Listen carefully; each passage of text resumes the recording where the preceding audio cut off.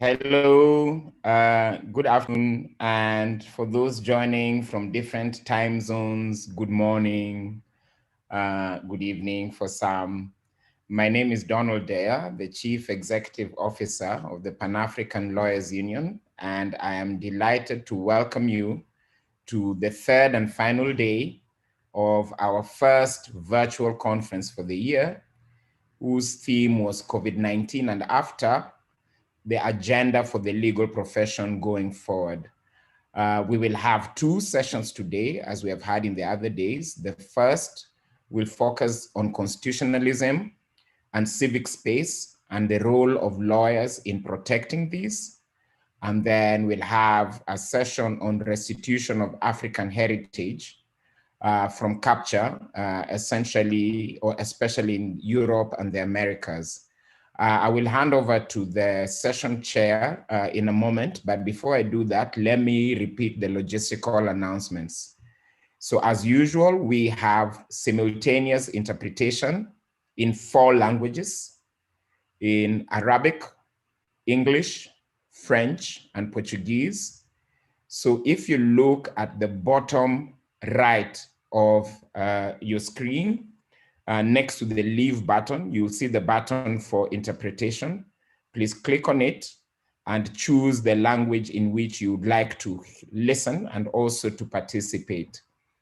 And you can also mute the original audio so that it doesn't interrupt with you. Second, as usual, we ask that you identify yourself by your name.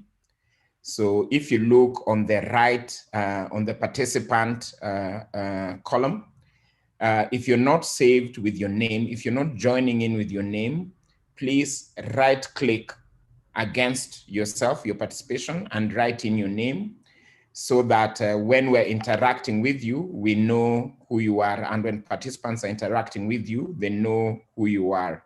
So please don't join as iPhone user or Android user or some nickname. It is better you join in your name. Third, because we want to make this very interactive, we request that you use the chat function very, very robustly throughout the conference. So please, so you can start now by typing in your name and where you're joining us from, your city, your country. And as we go ahead, please chat, type in any comments that you have, any examples that you have, any challenges that you're facing that you would like participants to contribute to or to know to. Use the question and answer box only if you are asking a specific question, especially to the panelists or to PALU. And we will try to be answering them as quickly as possible as we go ahead. Remember to mute your audio at all times, unless you've been given permission to speak by the session chair or the moderator. And also remember that we're on social media and we're currently streaming live. We're streaming live on both YouTube and on Facebook. But you can also just interact with PALU anytime while this session is going on, after the session, on our YouTube, our Twitter, our Facebook, our LinkedIn pages. All of those are at African Lawyers, or you just Google our name, Pan-African Lawyers Union, and you will get it. So now I would like to hand over to the session chair who will moderate session 5, and that's Advocate Nere Kioka. Nere, this session is now yours. Welcome. Ok, merci Donald. Bonjour à tous et à toutes. Nous sommes très heureux de vous accueillir à notre 5e session de la conférence de l'Union panafricaine des avocats qui va aborder sur les rôles de l'avocat en matière de la protection du constitutionnalisme et de l'espace civique en période de COVID-19. Comme vous le savez, pour arrêter la propagation de la pandémie à COVID-19, beaucoup de pays africains ont mis en place des différentes mesures d'exception pour arrêter la propagation de la pandémie. Alors, certains États ont adopté pour une approche stricte avec des confinements, des couvre-feux, des fermetures des écoles, l'interdiction des rassemblements. Alors, on peut constater par là que la pandémie à COVID-19 a touché toutes des catégories des droits civiques et garantis par la Constitution, et plusieurs États, notamment les droits à la liberté, à liberté de mouvement, à l'éducation. Alors, les avocats vraiment ont un rôle particulier à jouer dans la protection des droits pendant cette période et après des mesures d'urgence. Alors, pour aborder, c'est dans ce contexte même que l'Union panafricaine des avocats a organisé cette session qui va aborder sur les rôles de l'avocat en matière de la protection du constitutionnalisme et de l'espace civique en période de Covid-19. Alors, nous avons l'honneur aujourd'hui d'accueillir nos intervenants. Il s'agit de Madame Irène Pécrasse et avec Madame Késiane Farkas. Alors, chère Madame, je vous souhaite la bienvenue et je vous remercie de votre présence. Et j'aimerais ainsi souligner, parce qu'il était prévu qu'on puisse avoir 3 intervenants, il y a Maître Sall, qui est le bâtonnier du barreau de Gambie. Malheureusement, il ne saura pas être le nôtre aujourd'hui. Alors, sans plus tarder, je vais passer la parole à Madame Irène. Je verrai déjà qu'on note que Madame Irène est conseillère juridique à l'International Centre for Not-Profit Law. Elle est également avocate au barreau de Zimbabwe. Donc, elle va nous démontrer de manière générale comment la législation a été utilisée pour restreindre l'espace civique. Maître Irène, vous avez la parole et j'aimerais souligner que vous avez 15 minutes. Merci. Thank you so much, Madam Moderator. Good afternoon, good morning, good evening to everybody. I'd like to thank PALU first and foremost, both the President and Don for inviting me, and it's very humbling to be part of this event, the conference, which I enjoy so much every time that it comes around, and it's just a pity that we have to meet online still at the beginning of 2021. But I guess this is the times that we are living in, and I am going to focus my presentation not just on COVID, but I'm going to look a bit at the link between digital rights and COVID, and how civic space comes into the picture. Because as we can see, we're on these virtual platforms now more and more. They've become part of our lives, and it's something that we can't ignore. So civic space is something that we hear a lot these days, and there's various different interpretations of it. I choose in this presentation to see it as the legal and administrative environment that enables civil society, including the legal profession, to exercise their rights of association, peaceful assembly, and expression. And oftentimes when we think of the role of lawyers in protecting civic space, we look at it very narrowly. We look at it as representing others whose rights have been violated, those same rights that form the basis of civic space. And also we look at it as pushing back as the legal profession against state efforts to regulate the profession. And oftentimes we come together when one of our own has been arrested or targeted, as we've seen most recently in Uganda. But I'd like to challenge us today to look at it in a bit of more broad terms and to deepen our understanding of how governments use the law to restrict civic space. Because as lawyers, this is where our strength is, but we need to understand how we as the legal profession collectively, but also individually, can rise to the challenge. So the first step is to look at the legal environment. And if you'll allow me, I'm going to share my screen here just to show you a few, well, okay, I see that it's disabled. So I'll just carry on, but I had some graphics of how, okay, great, I'm now seeing it. Thank you so much. Right, I'm hoping that everyone can now see the screen. Could someone just give me a yes or no? Yes, we can see your screen. Great. So if we look in Africa, ICNL has been tracking laws that Peut-être qu'il faut affect... l'ajuster un tout petit peu.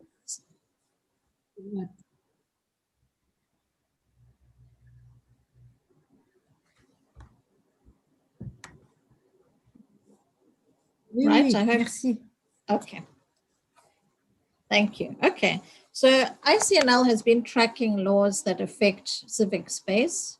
And since 2012 in Africa, we've seen that 34 countries between 2012 and October of 2020 proposed or enacted 116 legal initiatives. And of these, only 7% were enabling, which is a very small number.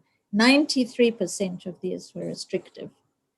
Globally, it's pretty much the same picture. There may be a bit more of enabling legislation, but a big 72% of the 340 initiatives that were enacted or proposed in 103 countries were restrictive.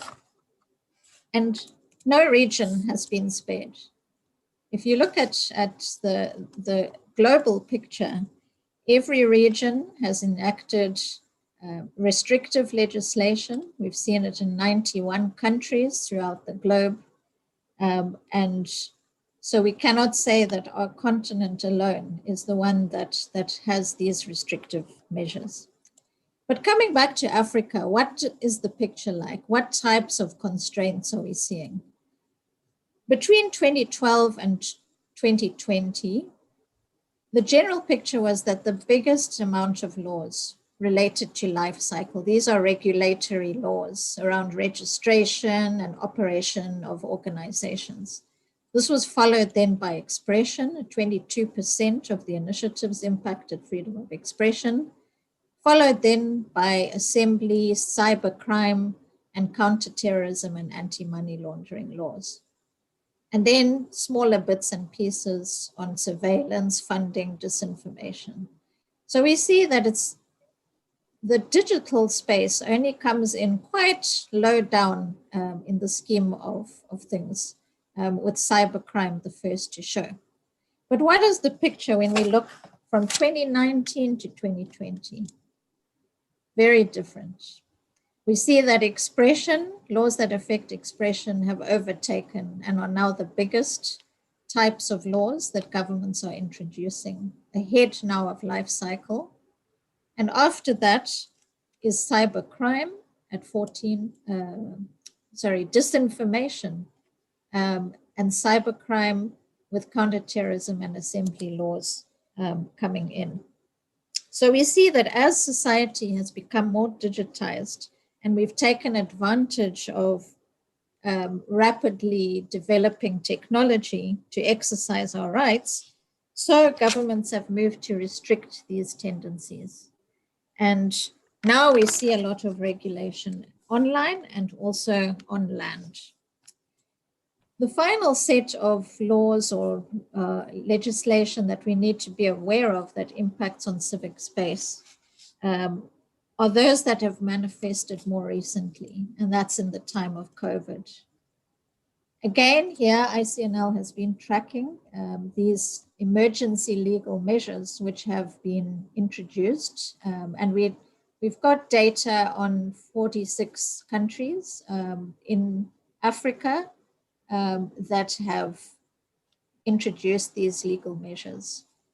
Up until November of last year, there were 149 measures, and they vary widely. Many countries imposed different types of emergencies. At least 41 countries prohibited gatherings, either fully or partially. At least 32 imposed lockdowns. And in November of last year, we saw that only 16 had fully or partially lifted the lockdowns. At least 28 countries had imposed curfews, and at least 12 countries had introduced new or used existing fake news or disinformation measures. So these, of course, have added to the legal constraints on civic space and our ability to do our work. COVID-19 has, as I've said, forced us to rely a lot on digital platforms, even more than before. And it's likely that this trend of regulation of the online space is going to get even worse as we go by. Also, there's the danger that governments are going to abuse technology or misuse it to further restrict rights. So we have to look at how governments are also using technology. And I wanted to give a couple of examples of that in the COVID context. So we see that although there's some positive ways that governments have been using, for example, if you can see in the picture here, these are the robots that are have been introduced in Rwanda, and more recently we've seen some in the last week or two in Kenya that are helping with some of the screening of COVID-19 at airports and in health facilities. So there is the positive. We've seen also how tech has been able to assist in other ways with the COVID-19 pandemic. But we're seeing a lot of very negative ways in which digital technology has impacted because of COVID. I've talked already about fake news and disinformation, these 12 countries that have put very tight restrictions on civil society in the way that they disseminate information, not just journalists, but anyone who's talking about the pandemic. Access to information has worked both positively and negatively. We see how internet shutdowns have exacerbated the challenges of governments being able and others being able to share information about COVID-19. And access to information is going to be very important when it comes to getting information about how governments are using COVID-19 funds, how they are developing and distributing vaccines. So that's an area to watch. Obviously, things like contact tracing and surveillance technology will present problems and challenges to civic space. How is data retained? How is it managed? What kind of privacy implications are these? Is this going to be a way that governments use this surveillance technology under the guise of COVID to spy on those who are organizing online and others? And finally, as we go towards the vaccine stage of this pandemic, how are these immunity passports going to be used, and what kind of data are we going to have to give up in order to be able to come and live in the kind of pre-COVID or in a normal world again? So all of this, why do we need to know about this? I think to kind of wrap up, it shows us that governments have become more adept at using a wider range of restrictive laws, more nuanced laws, and that these nuanced laws are impacting a wider range of rights and freedoms. While we see technology perhaps as a force for good and a way to help us in our work, government sees it often as a threat that requires more regulation. And again, this impacts rights. It impacts our own profession's very way of being able to do its work. COVID-19 is a new threat as governments are further restricting on-land and online rights under the pretext of a public health emergency.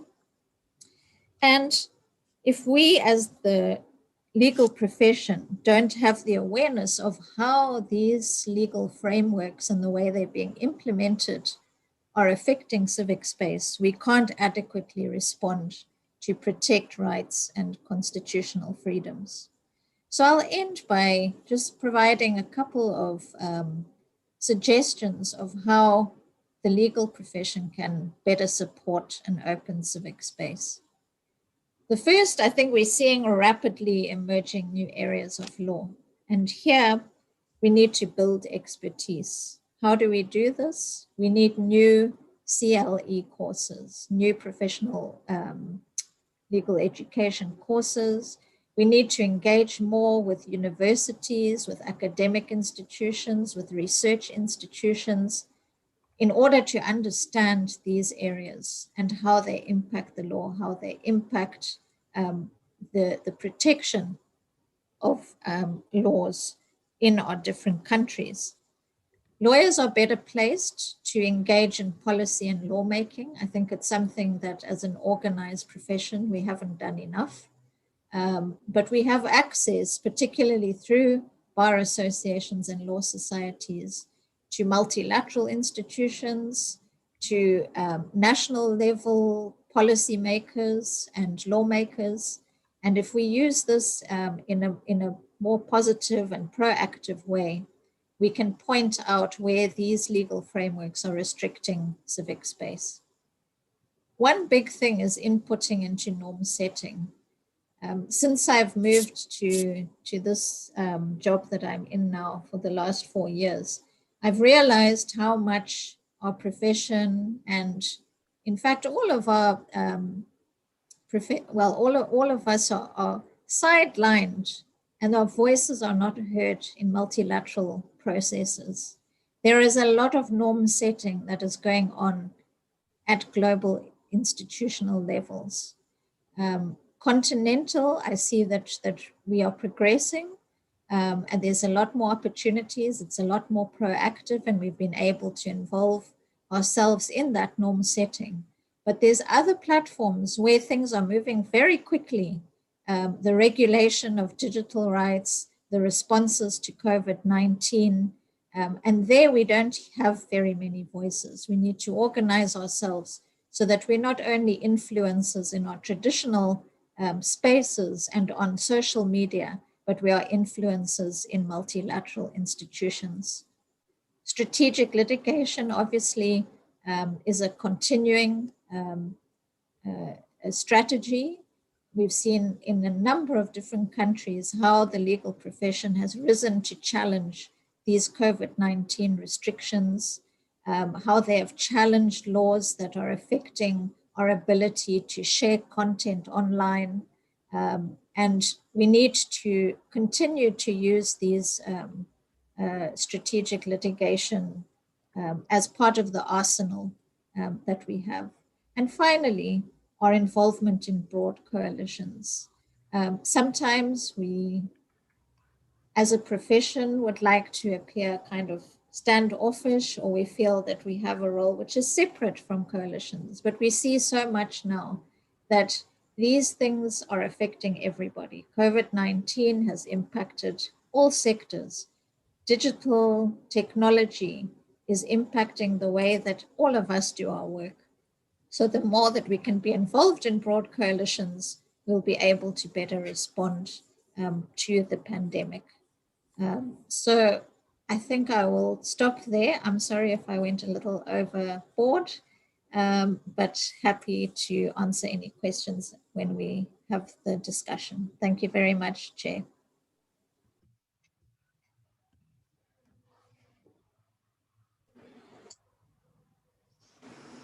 Ok, merci Maître Irène pour votre brillante présentation. C'était vraiment très enrichissante parce que ça s'est concentré sur la manière dont la législation a été utilisée de façon générale sur les continents pour restreindre l'espace civique. Et vous avez aussi démontré les stratégies sur la manière dont la société civile, d'une part la profession juridique, à savoir des avocats, pourrait rejeter ces instructions. Mais Maître Irène, tout en suivant votre exposé, vous avez précisé qu'il y a de plus en plus des États, des gouvernements, surtout des pays africains, mais aussi des pays africains qui prennent de plus en plus de législations qui portent atteinte à l'espace civique. Alors, j'aimerais, si vous pouvez soit revenir ou bien j'aimerais savoir quels sont et comment les professions juridiques peuvent rejeter ces instructions.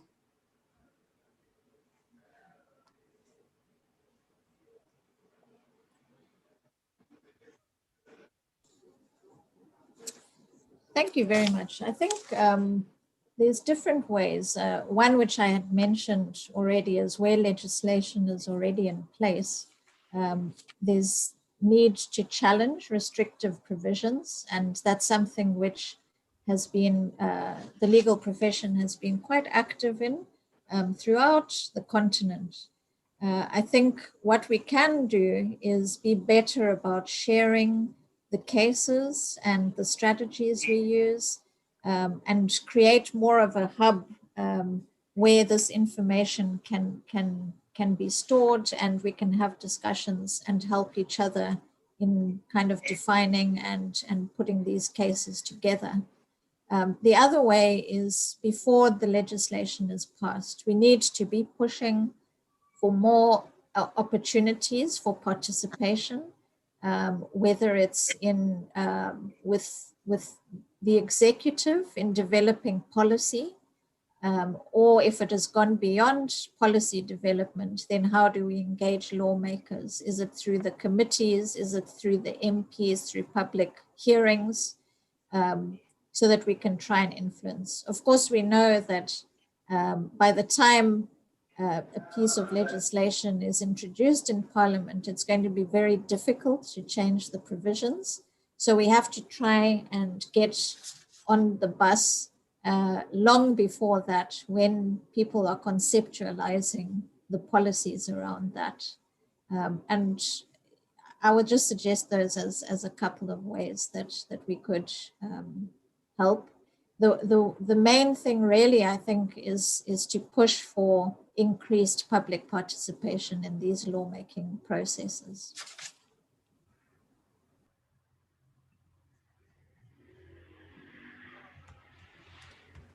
Ok, merci pour votre réponse.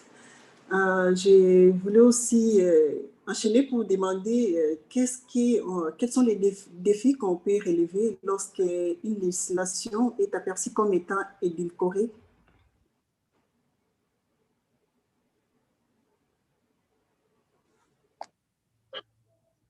Oui, je voulais toutefois enchaîner par rapport à ce que vous venez de dire tout à l'heure. Alors, je voulais savoir quels sont les défis qu'on peut relever lorsqu'une législation est aperçue comme étant édulcorée.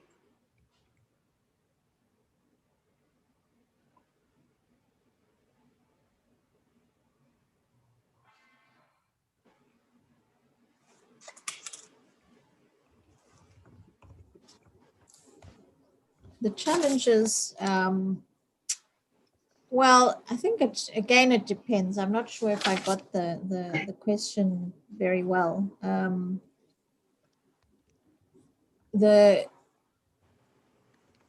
Sorry, maybe you could rephrase the question.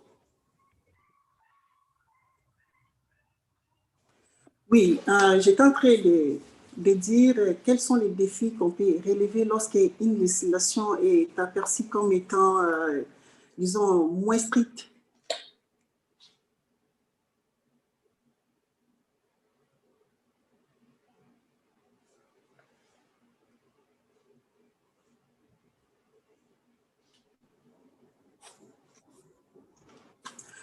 Okay. Again, when a law is restrictive, I think we're looking at how it's affecting the ability of different individuals or groups to operate. I'm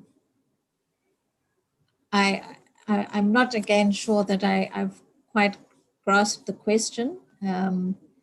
But I would say that we need to look at legislation and see that it is in line with the constitutional safeguards that are there, and also the international legal safeguards. Then if there are restrictive provisions, we can deal with those. Less restrictive provisions are not, it's not a problem for, and what we want is actually for legislation to be enabling. And I think that is where we come in, to show that you do not have to have a heavy hand to be able to get people to respect rights. And it's actually, it's necessary to have that kind of enabling environment and enabling framework which then allows people to exercise their rights. The state should not have a heavy hand in regulating either the profession or the response to COVID-19. They may argue that they have to for COVID-19 since it's a public health emergency, but I think sometimes that is used as an excuse to clamp down more than is necessary or allowable. I hope that's kind of answered the question.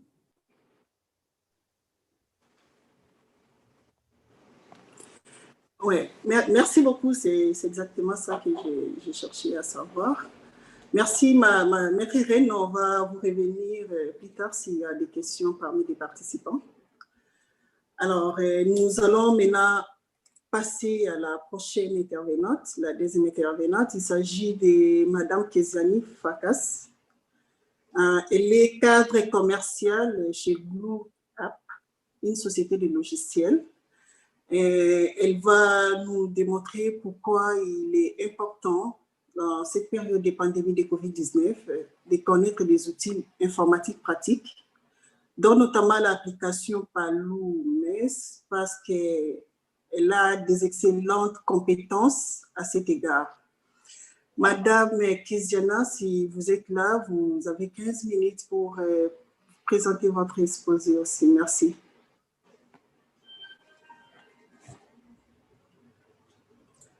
Hello, everyone. Good afternoon, good morning. I hope you can hear me and see me well. My name is Ksenia Farkas, and I'm a sales manager at PALU App. Let me just share my screen with you all. I should be able to do that.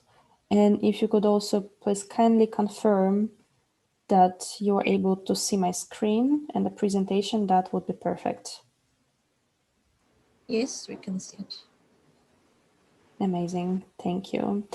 All right, so yes, as I mentioned, my name is Ksenia Farkas. I'm based in Poland, and hopefully my presentation will not take more than 10 minutes, just to give you an introduction about the tool that PALU is going to introduce to the members that will help you with engaging the community and stay in touch even during these difficult times when meeting in person is not possible. So 1 second. Perfect. So yes, as I mentioned, that PALU is going to introduce a membership tool to their members, so to you, and you will be able to register your accounts with GlowUp that will be linked to your to PALU organization. And it is important to have those accounts set up because you will be able to view all the activities of PALU in one single platform. So in one place, you would be able to easily register to the members-only events, manage your membership information, update your personal details, and you will get access to your member benefits 24/7 and access your member-only information. And so in the upcoming slides, I'm going to show you how exactly you will be able to register your member accounts. And then at the end of the session, if you have any questions, I will be happy to answer on them. So first of all, I would like to guide you on how exactly you can create the accounts. So first of all, what you would need to do is to go to the new website of PALU, so lawyersofafrica.org. It's a fully updated and newly branded the website. And if you scroll down at the very bottom on the right side, you will see sign up new membership engagement piece. And then please click on don't have an account. And this will lead you to the signing up page. So for registering account, you would need to choose an option to register account with your email. And then the next page that you will see is basically 4 fields that would need to be filled in. So first of all, please add your email address, add your first name, last name, And the system will also ask you to create a password that later on you would be able to change at any time, and then agree to the terms of use and privacy policy and click on the button register. Then the next step, what you would need to do is kindly check your email box to make sure that you receive a notification from Pan-African Lawyers Union asking you to verify your email address in order to finalize the creation of your account. Please kindly click to verify blue button, and this will take you to a new page which will say welcome to Glue Up, and where you would need to add a position, company that you are associating yourself with, and industry together with your professional picture. Then click on save, and your membership experience will start. So here there will be like a home, the community section for you as a member. On the left side, there will be different sections that I will go through them in a second. And then at the beginning, I would like to show you how you can actually manage your membership details. So as I mentioned, members will have an opportunity to update and change the details. And so you as a member can click on the membership type on this crown on the left side, and then you will see your membership details in here. And then please click on view membership details if you would like to change some information.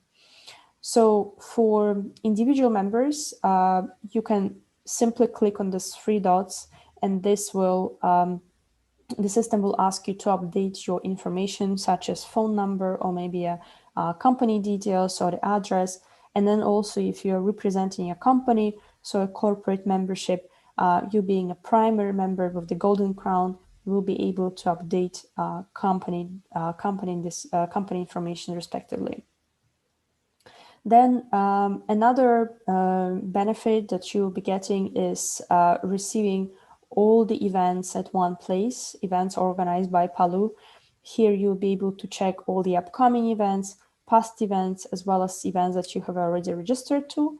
And then from here, you can just click on the button register now, and the system will take you to the registration page. Also from your member portal, you will be able to go to your subscription lists, so to mailing lists, and manage your preferences. So you'll be able to subscribe and unsubscribe from the newsletters offered by PALU.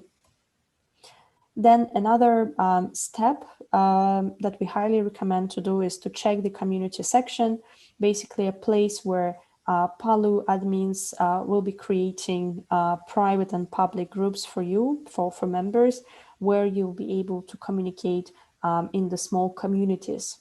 Also, the advantage of using the community section is that you'll be actually able to communicate with other members of the organization by sharing news with them, sharing links, sharing pictures, images, articles, and other updates, and it will be all saved on the general live feed that will be accessed by all of the members. And then if you access the private group or public groups, if you've been invited, you will be communicating in smaller communities, such as 2, 5, 10, or 15 or more members, depending on the admins.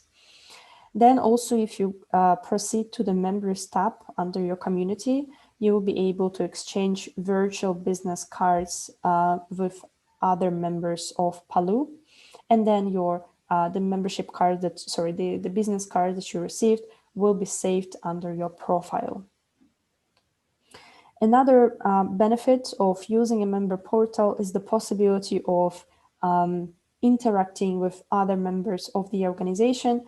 And you can simply do that by clicking on the direct message icon here on the right top side of your member account.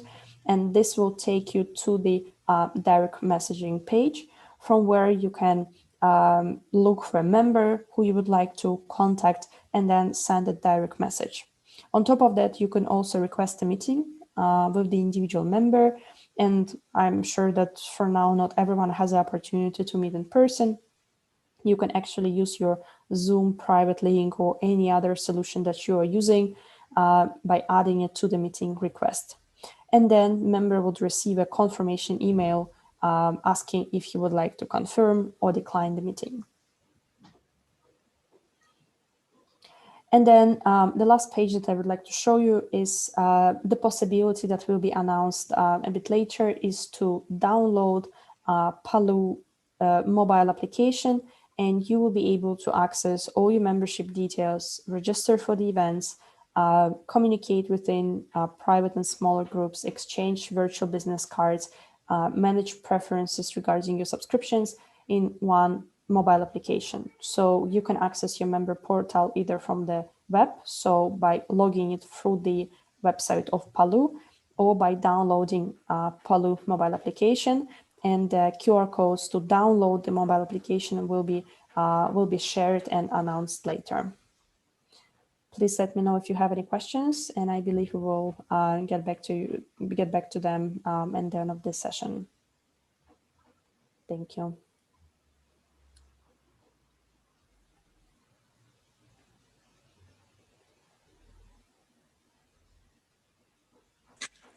Merci beaucoup, Madame Keziana, pour votre exposé. J'aimerais aussi, s'il y a des participants dans notre conférence Zoom qui ont des préoccupations, ils peuvent lever la main et puis la technique va leur accorder la parole. Alors, il y a la question de M. Martial de la Côte d'Ivoire. Il aimerait savoir quel type d'informations PALU peut gérer avec cette application.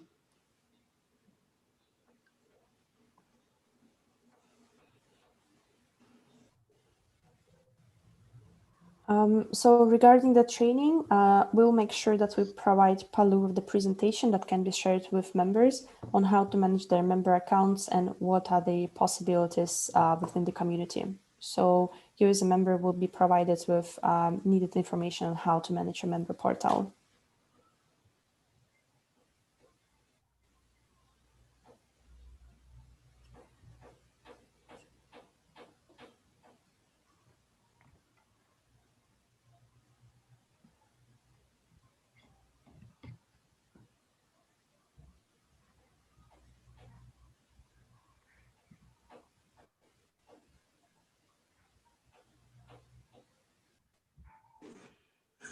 Je disais qu'il y a une autre préoccupation, c'est celle de savoir à quel moment l'application mobile de PALU sera disponible pour les téléchargements.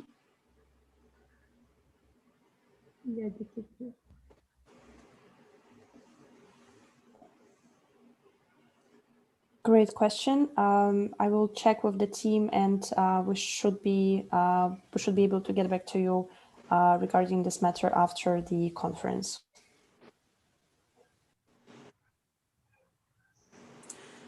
D'accord, merci beaucoup.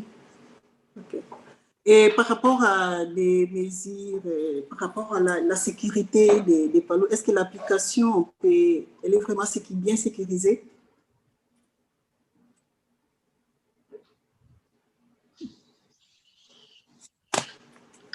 Great question.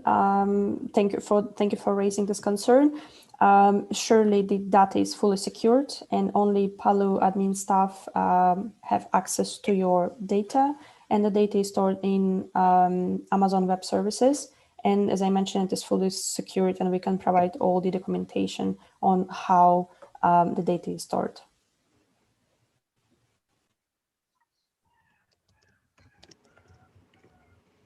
Ok, merci.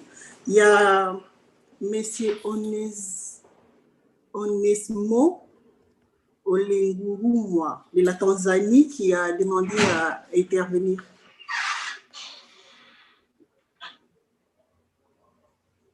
Yes. Hello? Do you hear me? Yes, we can hear you. Hello? Oui. Okay.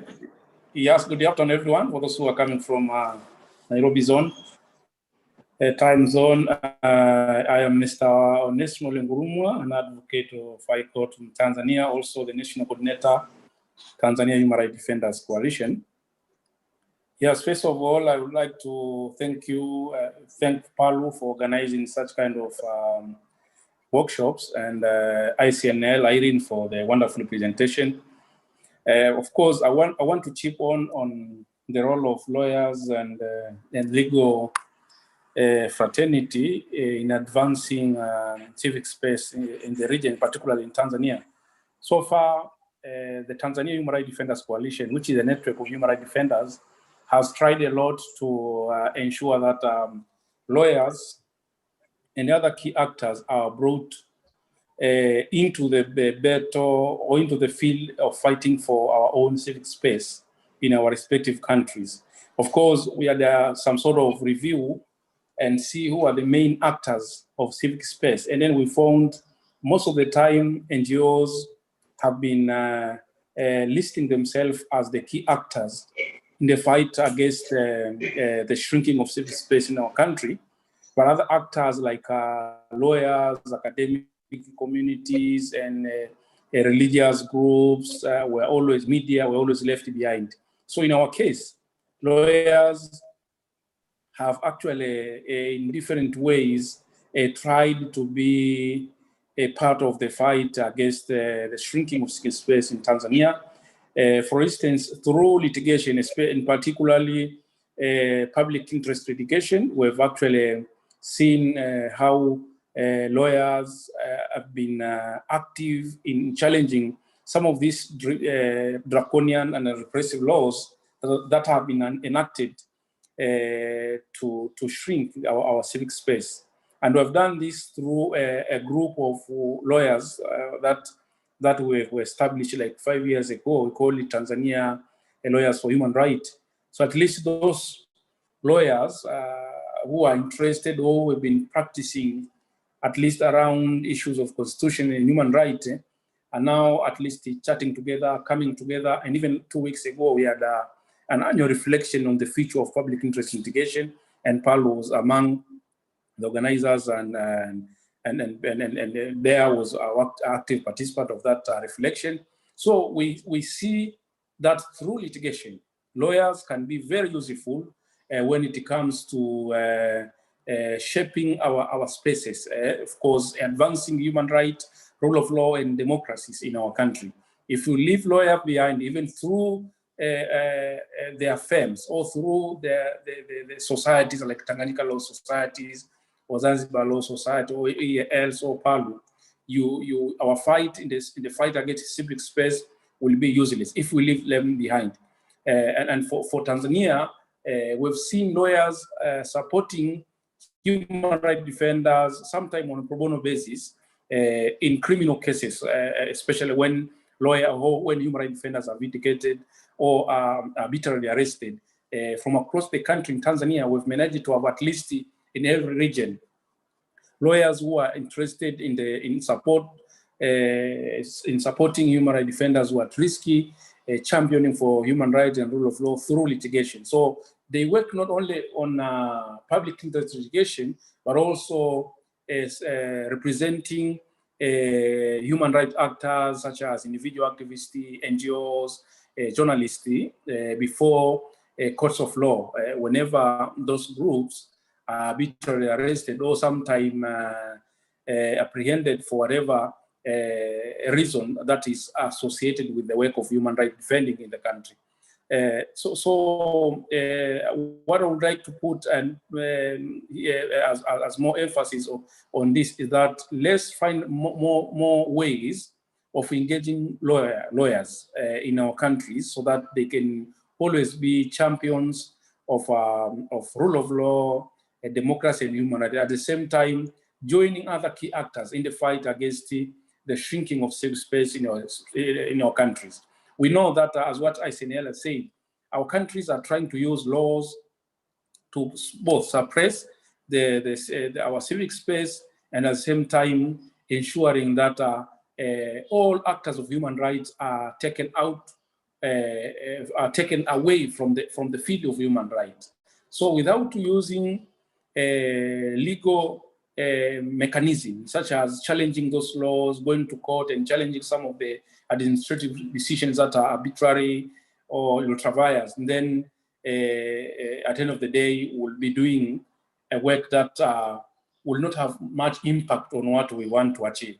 So far, One is let's engage effectively our law societies in the region and in our respective countries. I think we have law societies in our country. We have also regional law societies such as ELS, PALU. Let's find a better way we can work jointly so that we advance this agenda of using the legal profession to challenge the developing trend of using laws, policies, and rules to suppress the rights of human rights defenders, and at the same time our own civic space as civil society and public at large. This is what I wanted to put in that as of course, for the case of Tanzania, we've seen the advantage of working together with lawyers, especially those who are committed in the fight, of course, in the field of human rights. Though we have a major challenge that most of the law firms in our countries are not interested in issues in areas of human rights. So what we need to do, of course, for example, myself, I went even to the level of having establishing a firm that with a special focus on human rights. But this one needs a lot of support because, of course, many lawyers will tell you for you to survive with a firm, you need to do a lot of corporate, commercial, licensed sort of engagement so that for you to survive and try to be very friendly with the government and the other private sectors for you to survive. That's what actually makes most of our lawyers and law firms not to engage effectively in issues of human rights, civic space, because at the end of the day, they know what are the consequences. So that is a challenge I want to pose to you so that we can discuss with how can we ensure that at least we move from individual sort of activism among lawyers to have institutions and law firms, and later on shifting even to judiciary, because that's an area again which is untouchable. We don't have the judicial activism, which is highly connected when it comes to using the legal profession to fight the shrinking space we see in the region. Thank you. I will proceed later.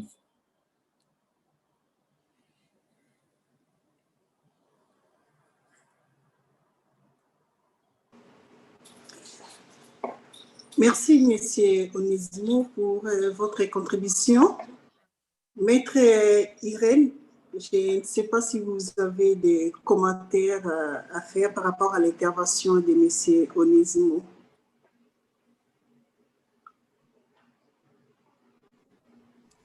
Thank you, Madam Chair. Yeah, just a couple of things. Maybe the point that Onesimo raises around trying to encourage other lawyers, you know, and we've seen it in a lot of countries. I've seen it even in my country that, you know, you have the human rights lawyers and the civil society activists, and then the kind of the rest of the legal profession, and never the two shall meet. But I think what I tried to show in my presentation was that there's this convergence now, you know, with modernization of the profession, with digital technology, with the way that we work. These restrictions which governments are introducing are going to affect everybody. When there's an internet shutdown, then nobody can do any work, okay? When governments do not see lawyers as essential services, and the profession has to go to court as they did in Uganda and in Kenya and in Zimbabwe, then it doesn't just affect human rights lawyers and civic space activists, it affects every lawyer who's not able to go to court and to carry out their profession. So I think what we need to do is try and show the linkages and how these restrictions and bad laws are going to affect everybody. And in that way, try to kind of bring in a critical mass within the profession who can advocate for these things. And I just want to raise one thing around the dangers that we face. Governments see with strategic litigation how dangerous it can be to them. And we've seen this kind of pushback now. You know, the essential services is one area which I think, you know, if you're an optimist, you would think that governments just didn't think about lawyers at all when they were developing these measures. But for the realists, we know that this is a great opportunity to stop lawyers from approaching the courts and being able to bail out people who have been arrested during the COVID-19 crisis. So we have to look at the ways in which governments are restricting. The other way is one which we've seen in Tanzania, which is like trying to limit the use of public interest litigation by law firms. So those are just some of the trends that we need to watch and be aware of with strategic litigation. Thank you.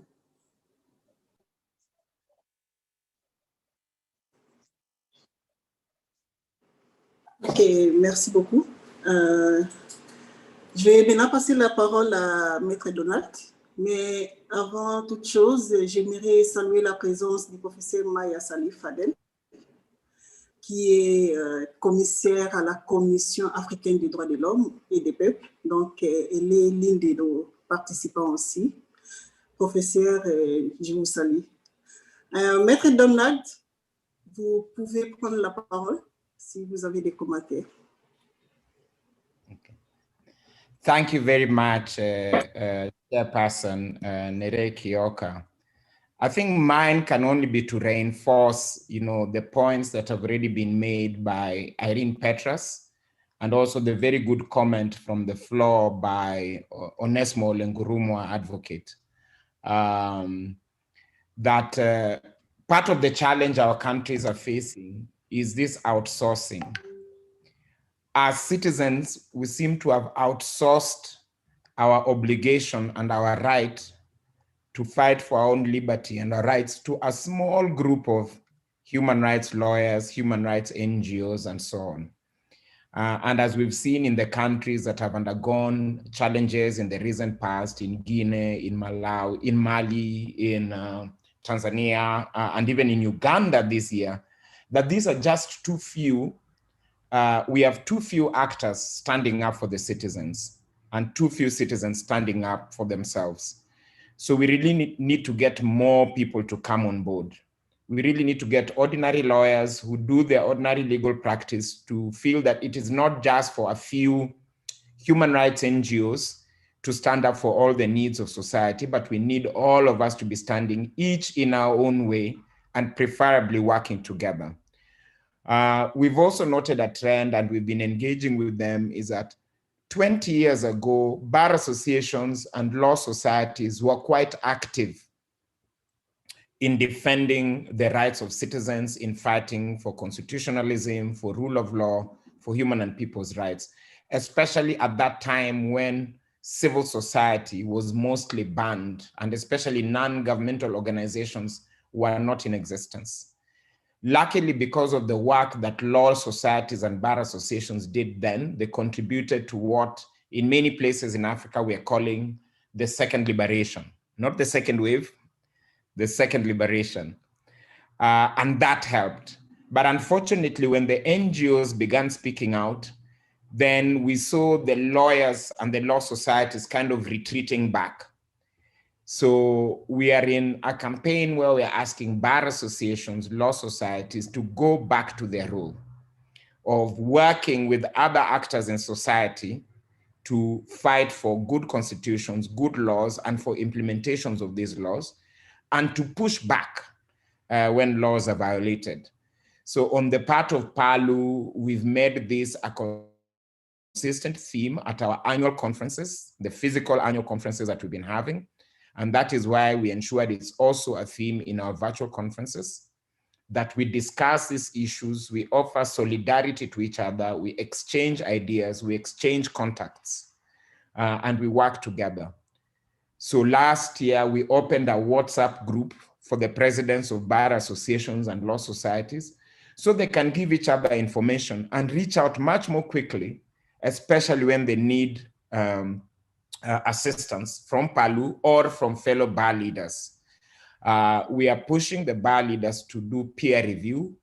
So when we meet annually at the PALU conferences, there's also a session we call the PALU Council, which is made up of the PALU Executive Committee and the presidents of bar associations and law societies at the national level and the regional level. So we engage them and we ask each other questions. What have you done for rule of law in your country or in your region over the last 12 months? And they hold each other accountable. It is early. We've just started this in the last 2 years, but we really hope to build on it so that we do not find a situation where in 12 months in a particular country, the bar association, the law society has not risen up to the key issues affecting the country. We are actually in the process of designing a template for an annual report so that we will have as PALU a report every year from each country on how the bar is structured, on the activities it's engaging in, on the programs it has set, and how these are contributing to the public good. And we're encouraging our member bar associations to establish committees, establish a human rights committee, a strategic litigation committee, a gender equality committee, a young lawyers committee, and support them to encourage members to come together and to work together. As Onesmo said, we are encouraging bar associations to take strategic litigation more seriously. Litigation is not the only way of defending our rights. It's just one amongst many ways, but it is one in which bar associations and law societies can contribute to very easily, because this is our daily, occupation. It's our daily bread and butter to be in courts arguing a whole range of matters, So we're really encouraging bar association to have strategic committees within its membership who are able to undertake litigation on its behalf, either on its own name or even to join important litigation that has been initiated by others. In addition to that, we're encouraging bar associations and law societies and individual lawyers to engage parliaments. We are not engaging parliament enough. Even in a country where you can say that the incumbent administration, the ruling party has a huge parliamentary majority, you will find that there are some progressive members of parliament within ruling parties. And even when the minority is very minor, you will find that there's some progressive or outspoken members of parliament, people who can ask questions for the government and make the government answer on the floor of parliament, people who can raise the plight of the people who can sponsor legislation or amendments to legislation, including to challenge negative legislation that exists at the moment. So I think it is very important for us to use this to engage. And I request that all the participants can give us examples, either raise your hand and take the floor or use a chat and give us examples of what's happening in your countries, in your region. What are good examples that we are seeing? In our region, because the civic space, as Onesmo has said, had been severely circumscribed in Tanzania in the run-up to the election, we saw eminent African women and men from the rest of the region, from East Africa, from Southern Africa, coming together and forming a panel. It was called Tanzania Election Watch, with a secretariat, which was housed pro bono by one of the human rights NGOs in Nairobi, Kenya Human Rights Commission. And they were engaging the government, they were engaging the police, they were engaging the Electoral Commission, they were engaging civil society, and they were speaking out, issuing statements coming from the region, addressing every stage of the electoral exercise, showing the anomalies they were seeing and so on. And this offered good solidarity, good comfort to our colleagues. And when they were not able to speak for themselves, at least their colleagues from the region were speaking for them. Again, when we were approaching the Ugandan election that was held 2 weeks ago, and we saw the extreme violence that was being perpetrated against ordinary citizens doing their business, ordinary voters, ordinary, people who are political party supporters. Again, 2 Nairobi-based NGOs established an emergency situation room on Uganda, created a secure group on Signal, invited actors from the neighboring countries, and we were helping to, keep the dream alive. We were able to speak out, issue statements, engage the media on behalf of our colleagues, even when the internet was shut. And I know that those colleagues are thinking now of strategic litigation at African international courts and tribunals out of what arose in Uganda. Other friends of ours have filed similar strategic litigation in the East African Court of Justice and also in the African Court on Human and People's Rights with regard to the Tanzanian election of last year. So we are asking for these kinds of things, these kinds of campaigns to be replicated. We are asking our members to be active. And that is why we have upgraded our membership engagement, come up with the membership engagement system that Senia Farkas was displaying. If you go to our website now and you click in and say, I want to be a member, it will take you straight to the MES, the membership engagement system. As of now, you can only access it on your laptop or on your tablet. You can join online. You can choose the committees that you want to participate in online. That's the community that Senia was displaying. You can pay for your membership online. You can then be active in these committees, working groups, and forums online off your website and tablet. And to make it easier, very easy for members, we've been developing an app. We think in the next 3 weeks or so. So right now you can join and participate using the website. And if you face from the website, going straight into the membership engagement system where you can, access from your laptop or tablet. But in a few weeks, we think 3 or 4 weeks, the app will be ready and it will be available on the App Store, on Google Play and so on. And we will notify all our members so that you can then download it straight into your phone and be able to access it on the phone. And we've got a committee, an ICT committee, an Information and Communications Technology committee, which are helping to buttress the work of the Secretariat under the supervision of our council to address issues of make it as easy as possible to use, but also security issues to make sure we can't be hacked from outside. Con men and con women can't come in. And your data is accessible only to the PALU Secretariat and to a few select members of our board, and we have the necessary protocols.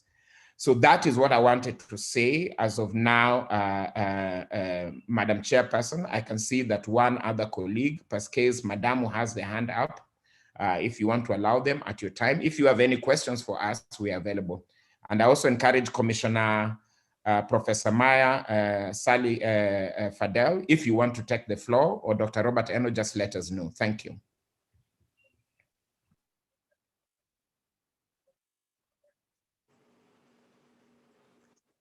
Merci beaucoup, Maître Donald. Il y a Madame Pascazi, Madame, qui a besoin de prendre la parole.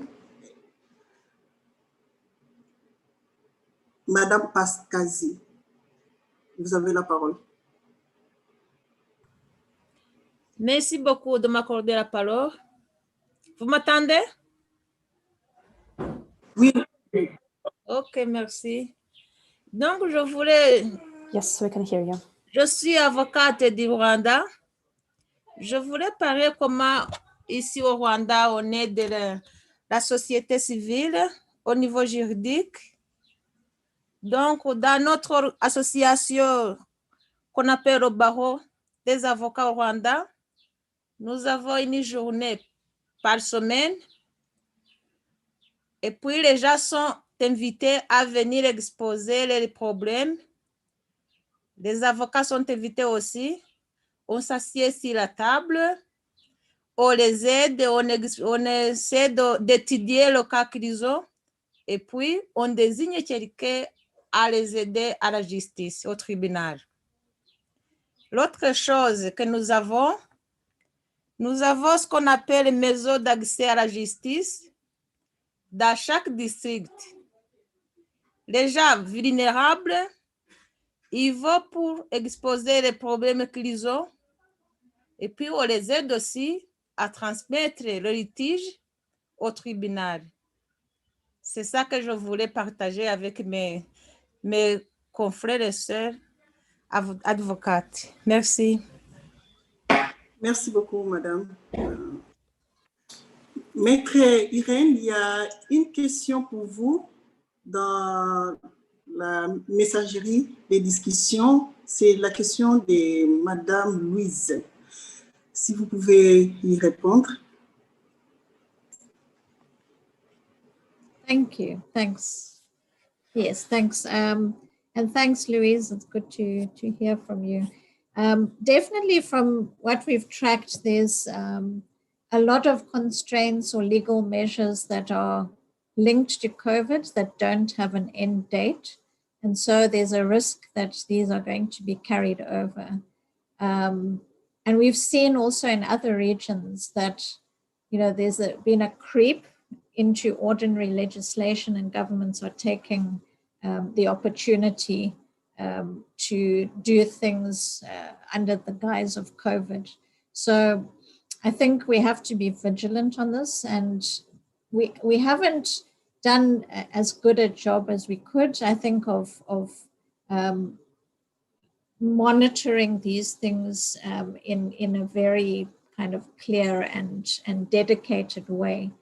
The African Commission has a range of different statements, resolutions around different aspects of COVID-19. And one of them is to extend the mandate of the support group that works on freedom of assembly and association to look at COVID measures and how they're impacting on association and assembly. So I think that is a good platform to develop some kind of monitoring tool or tracking to see how these measures are being used, to encourage an end date to the emergency legislation, and to kind of provide the information that the Commission can use to engage states. There was a second question about litigation that has successfully challenged COVID-related limitations on expression and gathering. There's a few cases, but they are still ongoing. And I would have to look a bit more into that. But a lot of the cases have been kind of around the emergency when it first started, and the use of excessive force and the lockdowns, challenging, as I mentioned earlier, these essential services and that. But as governments have used the regulations and things more widely to arrest journalists and people spreading information about COVID, to arrest people for gathering, I think there's opportunities there to do a lot more kind of strategic litigation on those issues. And of course, there's a lot of these soft norms now which are being developed, which we could use on that. I hope that answers the question.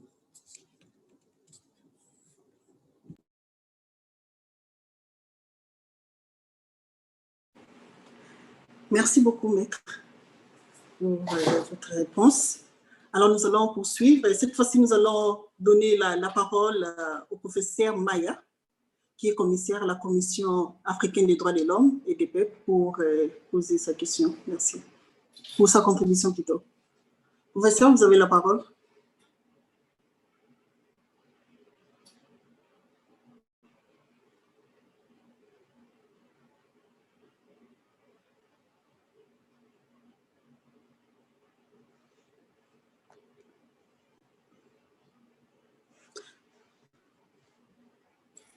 Allô? Vous m'entendez?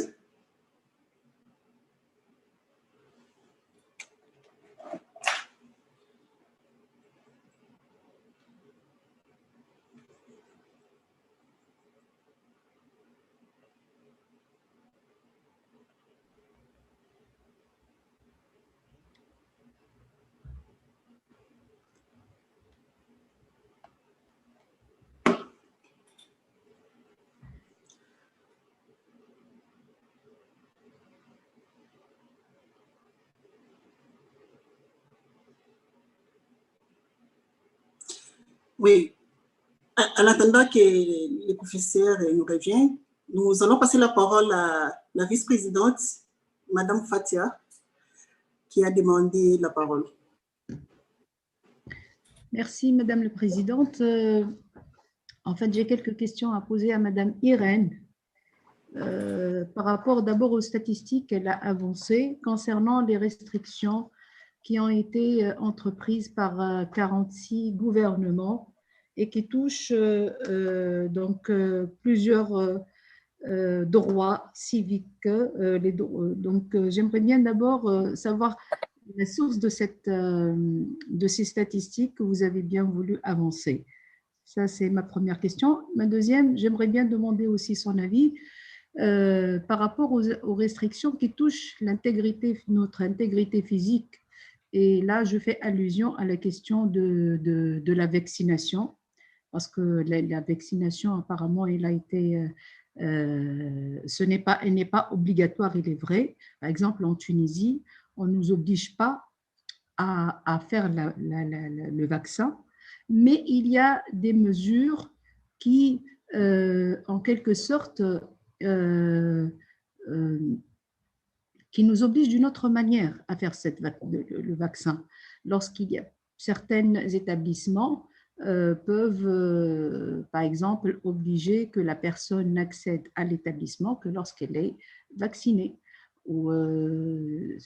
Donc, j'aimerais bien savoir quel est son avis sur cette question qui touche vraiment l'intégrité de la personne physique, parce qu'on est libre de ne pas faire ce vaccin. Que pensez-vous de cette question? Merci. Thank you for those questions. For the first one, the sources, the organization I work for, International Center for Not-for-Profit Law, developed a COVID-19 Civic Freedoms Tracker when COVID-19 first manifested last year. I can put the link into the chat. And basically, we have been working internally and with partners in different countries to collect all the emergency measures and verified information about things like states of emergency, regulations around gatherings, and how responses to COVID. And those have been entered into the COVID tracker. The regional teams also have their own kind of more detailed trackers, which look not just at the measures, but also things like any cases that have come up, any research that has been done in a particular country. And that's how we've been kind of collecting information. But the information in the presentation came from the COVID-19 tracker. The second one about vaccines and kind of access to other services, I touched a little on this on my presentation. The thing which it makes me think of most is maybe the Kenya Huduma number, where if you don't have a digital identity, then you don't have access to certain services. And this is another danger which is going to come with this vaccine, if it's like an immunity passport. So it might not just affect your ability to travel from one place to another, but it might affect your ability to, be in certain spaces or attend certain activities. So that is something which we need to think about. I don't have any answers right now, but definitely it's something that we need to be aware of and see where the dangers might come from something like that.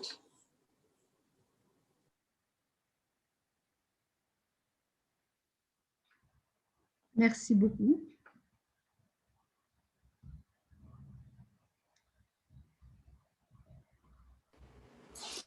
Ok, merci. Nous allons aller maintenant vers les professeurs.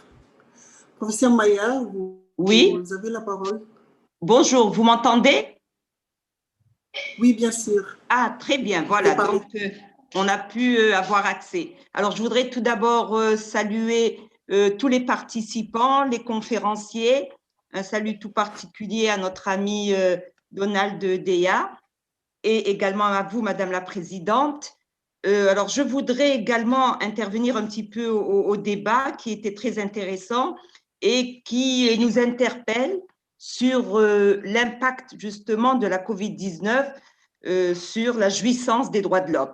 Alors, je voudrais surtout faire un état des lieux très rapide je dirais, du dynamisme de la Commission africaine pendant toute cette période.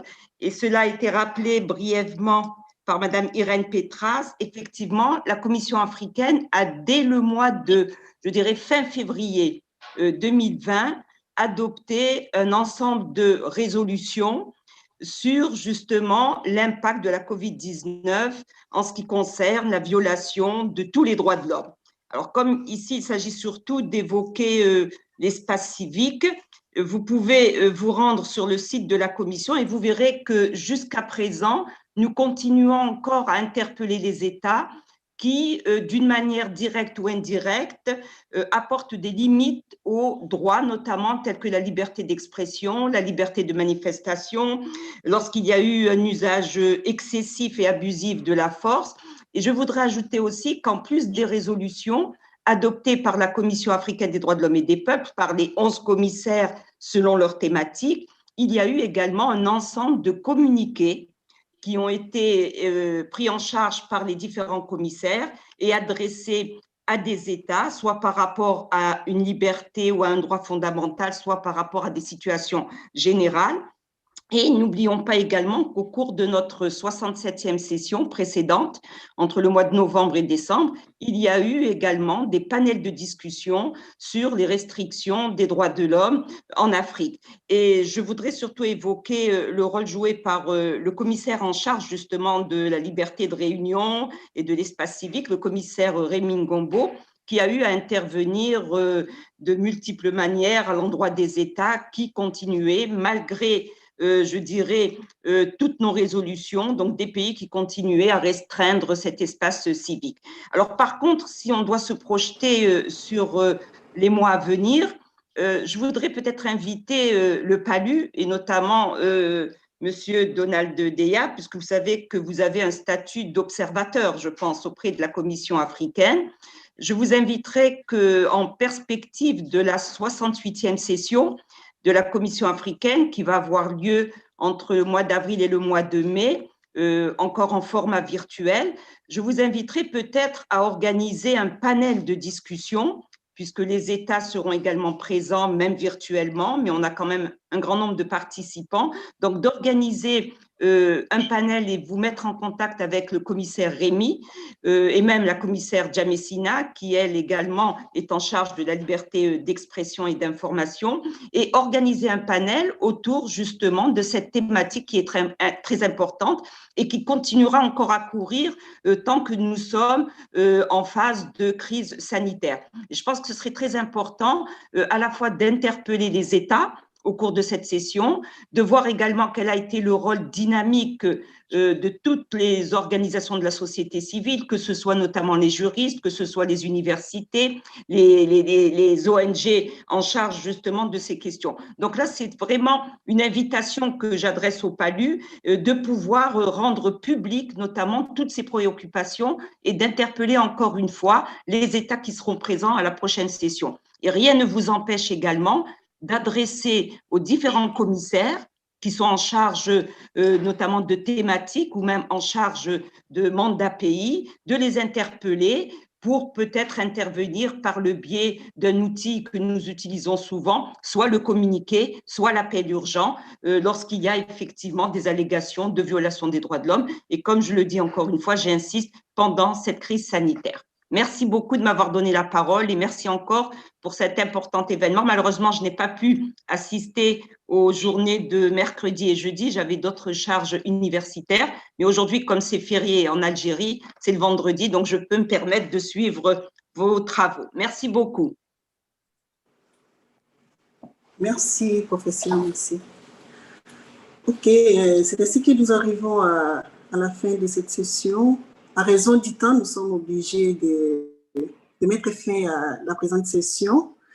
Nous remercions les intervenants, notamment Mme Irène ainsi que Mme Kezia pour leurs interventions. Et nous remercions également les participants qui ont été là avec nous. Et j'invite ainsi Maître Donald à prendre la parole pour la suite du programme.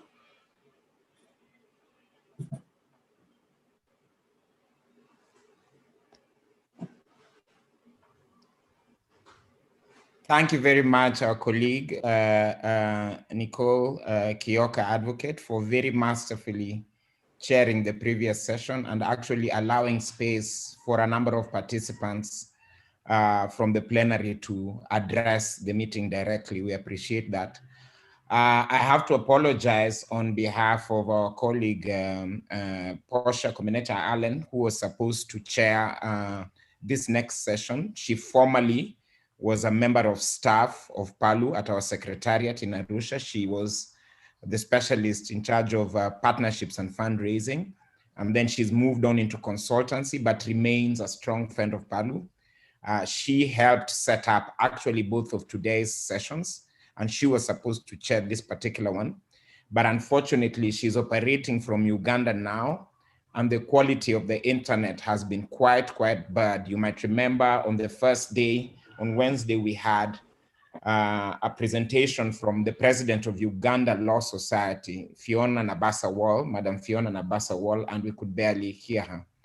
So although Portia is on the call, she has requested that somebody else with slightly better internet to chair so that we do not inconvenience the members. Thank you, Portia. So our Vice President for North Africa, Ms. Fatia Hedile Missus, will chair this session. And as I'm myself a panelist on it, I will not say anything more now. I just let Fatia introduce us, introduce the panelists, and take us from there. Thank you, VP Fatia. Ok, merci Donald. Je sais que le problème de connexion, moi aussi aujourd'hui également. Est-ce que vous m'entendez?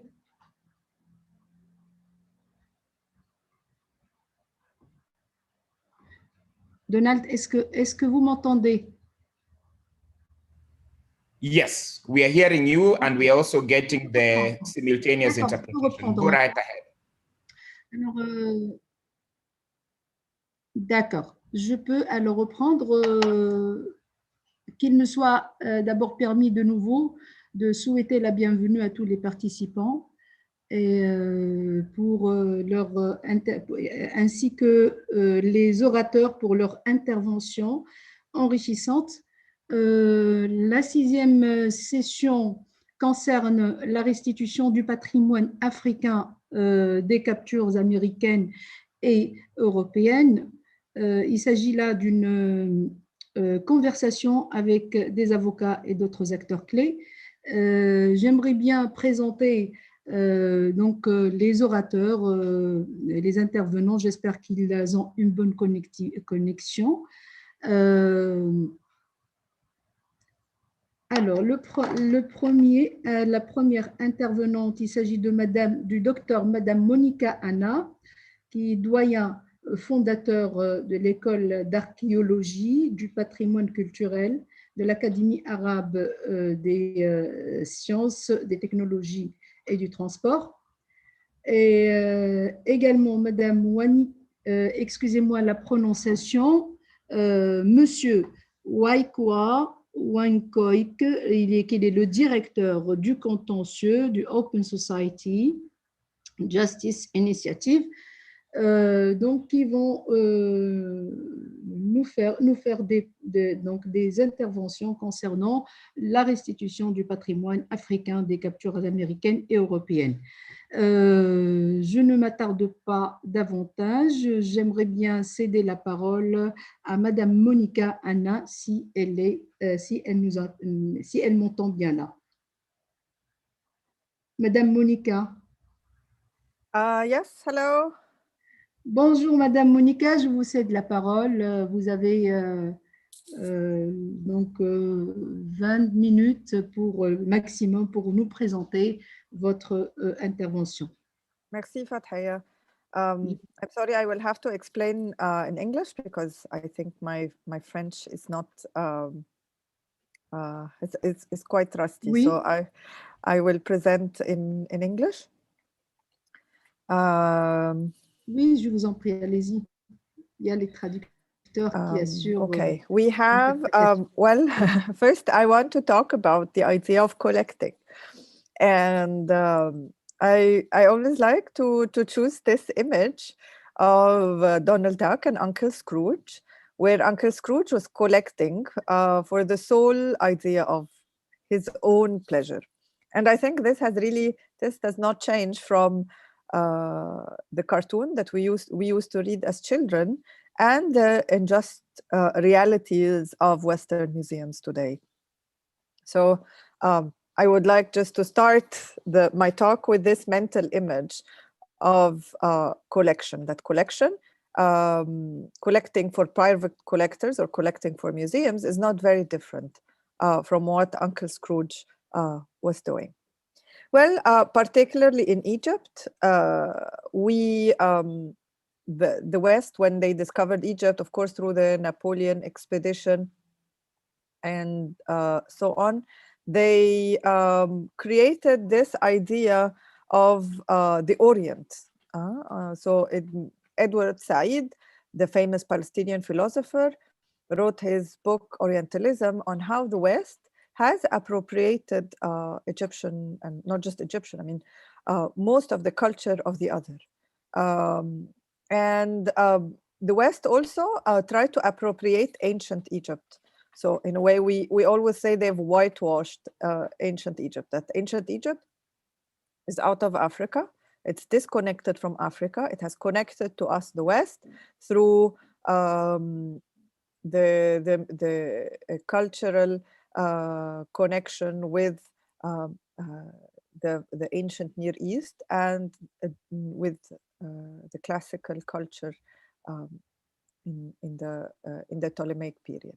So the West has always tried to create the setting that Egypt does not belong to Africa, that Egypt is white, Egypt is different, Egypt belongs to us, the West, in this area.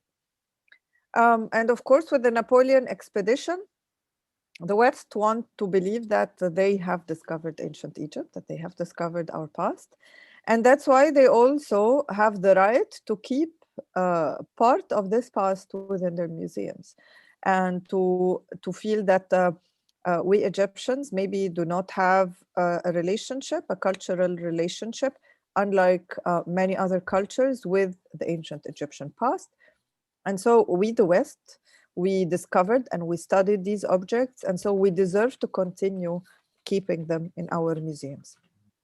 And here I would like to show you this very offensive statue of Champollion with his, Champollion was the French scholar who deciphered the Rosetta Stone and discovered how the ancient Egyptian language worked. So we have this very, very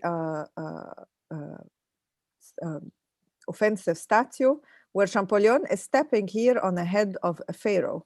And it shows how Western colonialism really thinks that they have subdued our cultures. And in a way, it's a cultural colonialism for our past. And here we have even a quotation from Captain de Verninac Saint-Mur. And he said, France, snatching an obelisk from the ever-heightening mud of the Nile or the savage ignorance of the Turks, earns a right to the thanks of the learned of Europe, to whom belong all the monuments of antiquity, because they alone know how to appreciate them. Antiquity is a garden that belongs by natural right to those who cultivate and harvest its fruits. So in the 19th century, many French explorers and many French intellects actually believed that it's the right of the West who discovered the antiquity to keep the objects. Of course, disregarding any connections or any relations with the modern society of Egypt. We also have another quotation here from an Italian doctor who came to Egypt also in the 19th century, called Alessandro Ricci. And you can see how he viled the local communities, how they wanted them to look evil and dangerous. And so he says, in the whole world, perhaps there is not a nation as greedy as this. Instead of using money, he was here speaking about the community in Luxor. Luxor is a World Heritage Site. It's one of the sites that have the biggest temples of ancient Egypt. So here he's describing the local community in Luxor, out of which he went to take objects from. And he says, instead of using the money to procure the comforts of life, the Arabs bury it. Unbeknownst to their families, and it is not rare that the entire fortunes get lost this way. At Korna, for example, most of the inhabitants live in the tombs, and few own houses, which are in any event cheap to build, being all of mud. Yet this village should be rich from the immense amount of money that has flowed through it since the French occupation, when excavation started. Since then, Messrs. Salt Trovetti, General Minutoli, and Lord Belmore, these are the first explorers, or the first looters, and the first thieves. And many others before have and after have spent enormous sums, and all the antiquities have been paid for at a very dear price. Nevertheless, the inhabitants still live in the ancient tombs and eat as before, nor have they improved their clothes. What has become of all the money? The natural greed of this nation and the fear of seeing their wealth seized by the government agents are, in my opinion, the only causes for its disappearance. So you can see how this Italian doctor described the local community and the indigenous community of the Luxor inhabitants in Korna. And then finally, by the end of the 19th century, we start having a group of Egyptian archaeologists who fought their way very, very hard to be able to get to positions. And we remember very well how Gaston Maspero, the French head of the Antiquities Service, used to prohibit Egyptians from studying hieroglyphics in the Cairo Museum. So here we have part of the newspaper Al Baligh, which is a newspaper that no longer exists today, unfortunately. And it says, it's indeed a matter of deep regret that the monuments should be ours and the history should be ours, but that those who write books on the history of ancient Egypt should not be Egyptians. Nevertheless, we cannot avoid expressing the admiration for Professor Slim Hassan on his archaeological skill and his continuous finds, the last of which was the fourth pyramid. So we can also see that the problem was not just restituting the objects or bringing back the objects. The objects were also part of the history that's being written, and the history that was being written was not written by the Egyptians. So today, when we discuss restitution and repatriation, we're not just discussing repatriation of objects, we're also discussing the restitution of the knowledge. And of course, maybe some of you know some of these objects. This is the Dendera zodiac, which is an astrological zodiac that was taken from the Temple of Dendera, bombed using dynamite, and was taken to the Louvre Museum. And here we have the famous Rosetta Stone that Champollion deciphered, that the British took from the French as a spoil of war. And here we have the bust of Nefertiti that was also smuggled out of Egypt unethically and unlawfully. So we have three emblems of the Egyptian heritage that are very important objects that are in Western museums.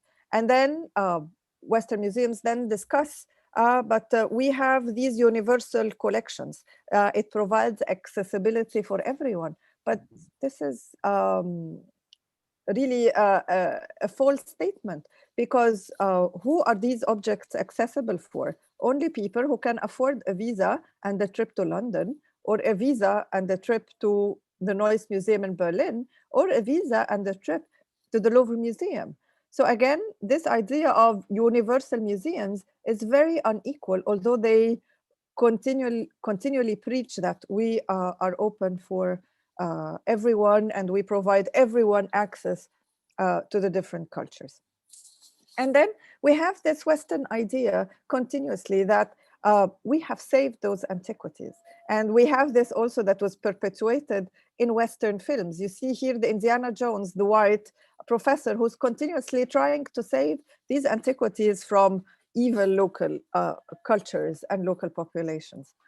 And they continuously say that the Egyptians are not interested in the ancient Egyptian past. The current modern Egyptians are either Christian or Muslim with other religious minorities, and they no longer worship the god Amun or the god Ra. So why do you want these objects back?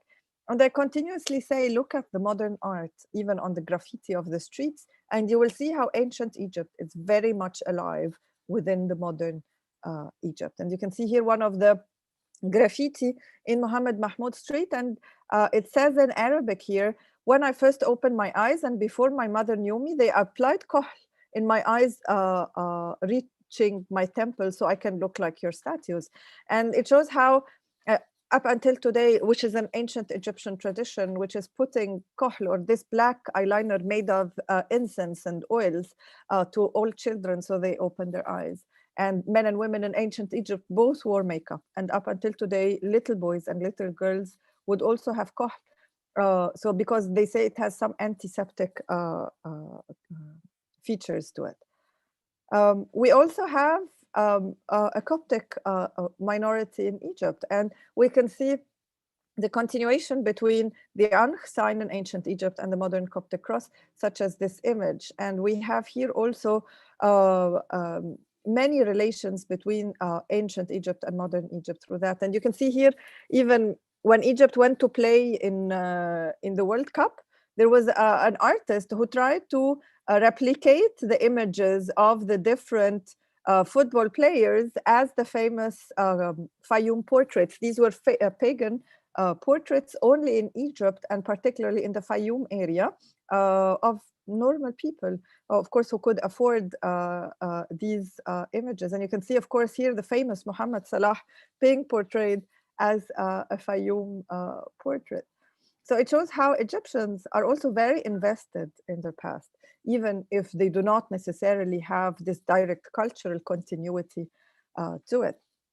And then we discuss, of course, the museum and the power, how the British Museum, keeping the stone that helped many generations understand the ancient Egyptian language, they keep it there, although it was a spoil of war. It was because France lost the war, it ended up in the British Museum. But what about the Egyptians? How important is this piece of stone for us? But of course, the British Museum keeps it until today. They even do not negotiate any repatriation claims, and they would always respond, if we respond to one of these repatriation claims, we're all going to lose our collections. But that's not true, because many of the collections there have arrived through different other methods, and they would never have empty museums. And I think the museums today are in an ethical crisis of what they have stolen and what they can actually provide the public if they repatriate their stolen objects. And also here, the bust of Nefertiti, she was used as an image in the 2011 Arab Spring in Egypt, when women were being sexually harassed on the Tahrir Square.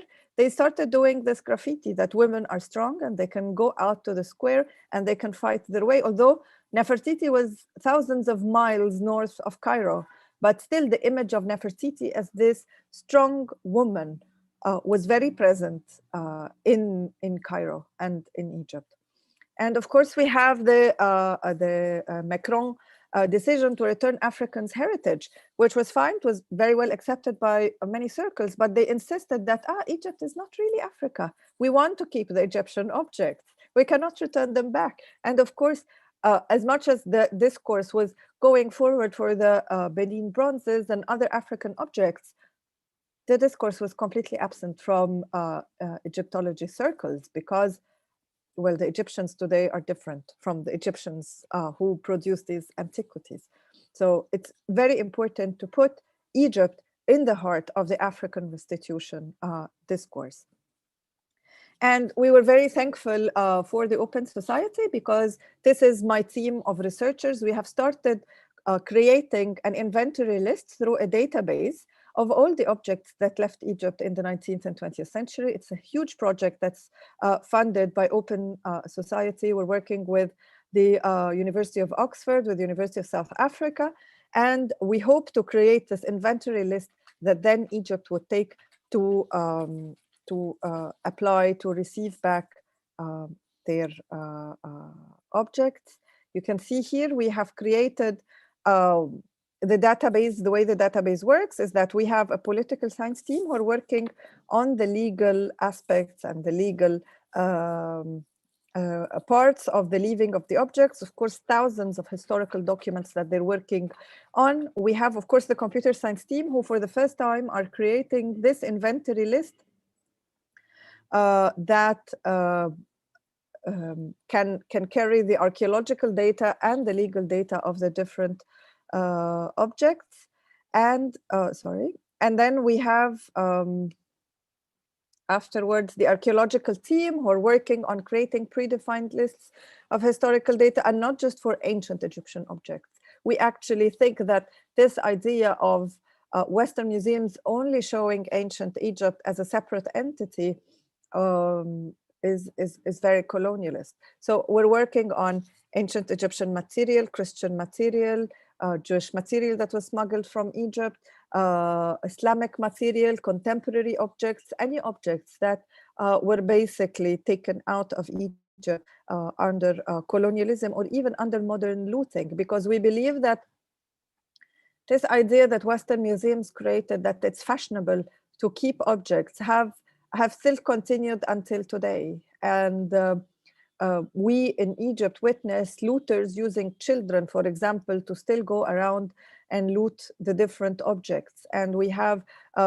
professional gangs working on bringing objects to different collectors. So in a way, this idea that was created by Western museums hundreds of years ago to keep these cabinets of curiosities with objects of the other culture, and is continuing until today. And I think that the modern looting problem and the colonialist collections that were formed are deeply interrooted and deeply connected with each other. And we hope to be able, through the Arab Academy, to be able to connect with different countries in Africa working on restitution and repatriation, to be able to continue and share experiences and work together into forming a strong African voice in the politics of restitution. And I would like to thank you very much for giving me the chance to talk today. Thanks.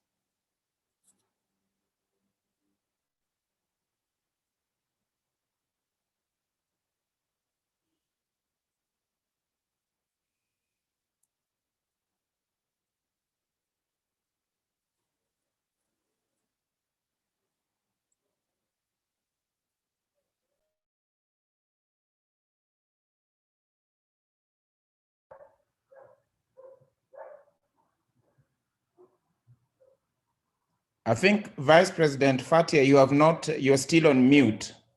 Maybe you unmute.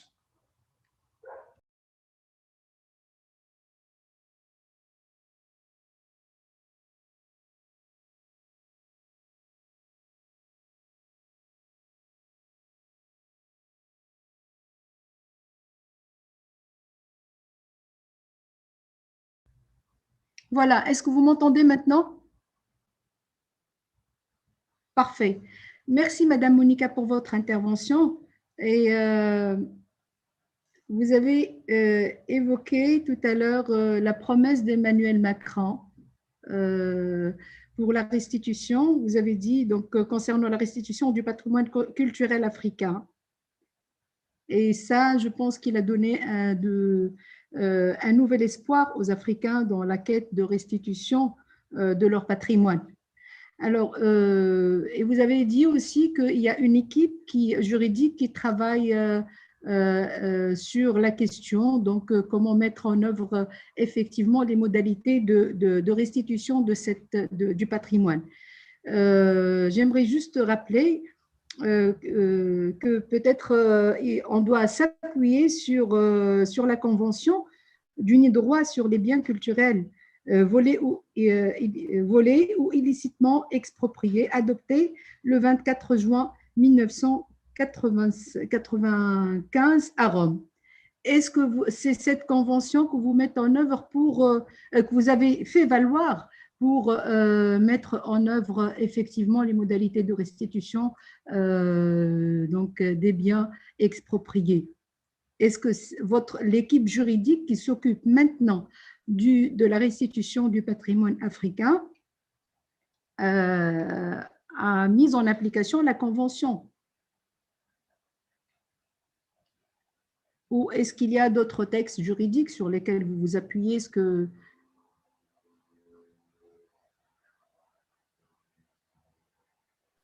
Could you ask the question in English, please? So I can be accurate in my response. Thank you. Donc, voilà. Vous avez parlé de la promesse faite par Macron lors de son discours et sur la restitution du patrimoine culturel africain. Oui. J'ai vu les photos tout à l'heure. Alors, ma question, je vais préciser ma question, je vais la reformuler autrement. Alors, quelles sont les modalités pratiques de cette opération pour restituer partiellement ou progressivement le patrimoine africain? Okay, I think that many countries would be able to file officially for the restitution of the objects. Each museum must receive a restitution request from the different governments. Usually this is done through the Ministry of Foreign Affairs to the other country. But I think parallel to this, there must be a very strong public opinion that is against the keeping for these objects in both the colonialist countries and the African countries. And I think many of the African scholars worldwide are taking a very strong chance to propagate this discourse. I know that Nigeria is even applying to the State Department in the United States to have a bilateral agreement to put a ban on the import of cultural and ethnographic objects on US soil for 5 years. That's renewable. And I believe that we together as African countries can push this agenda also on the different diplomatic exchanges between the North. Have I answered your question correctly? Merci beaucoup, Madame Monica. Juste, j'ai voulu peut-être faire remarquer qu'il y a une convention. Et cette convention qui s'appelle donc la Convention d'Unidroit sur les biens culturels volés ou illicitement expropriés, adoptée le 24 juin 1995 à Rome et qui règle normalement juridiquement cette question. Donc, à mes connaissances, je ne sais pas si l'Égypte a signé cette convention ou pas, mais je sais que ça concerne l'Afrique subsaharienne. Merci. Alors, je crois que s'il n'y a pas des questions à poser à Madame Monica, je peux céder la parole à notre deuxième intervenant. Et je dois rectifier aussi que Monsieur Donald Deya, notre directeur exécutif de PALU, interviendra également lors de cette session. Je cède d'abord la parole à Monsieur, excusez-moi, donc à Monsieur Waikwa Wainyoke, le directeur du contentieux à Open Society Justice Initiative, s'il m'entend, qu'il veuille bien prendre la parole.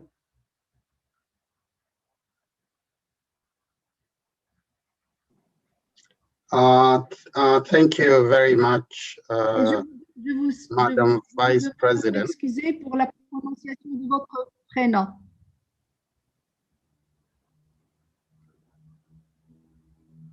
J'ai du mal à prononcer. That's fine.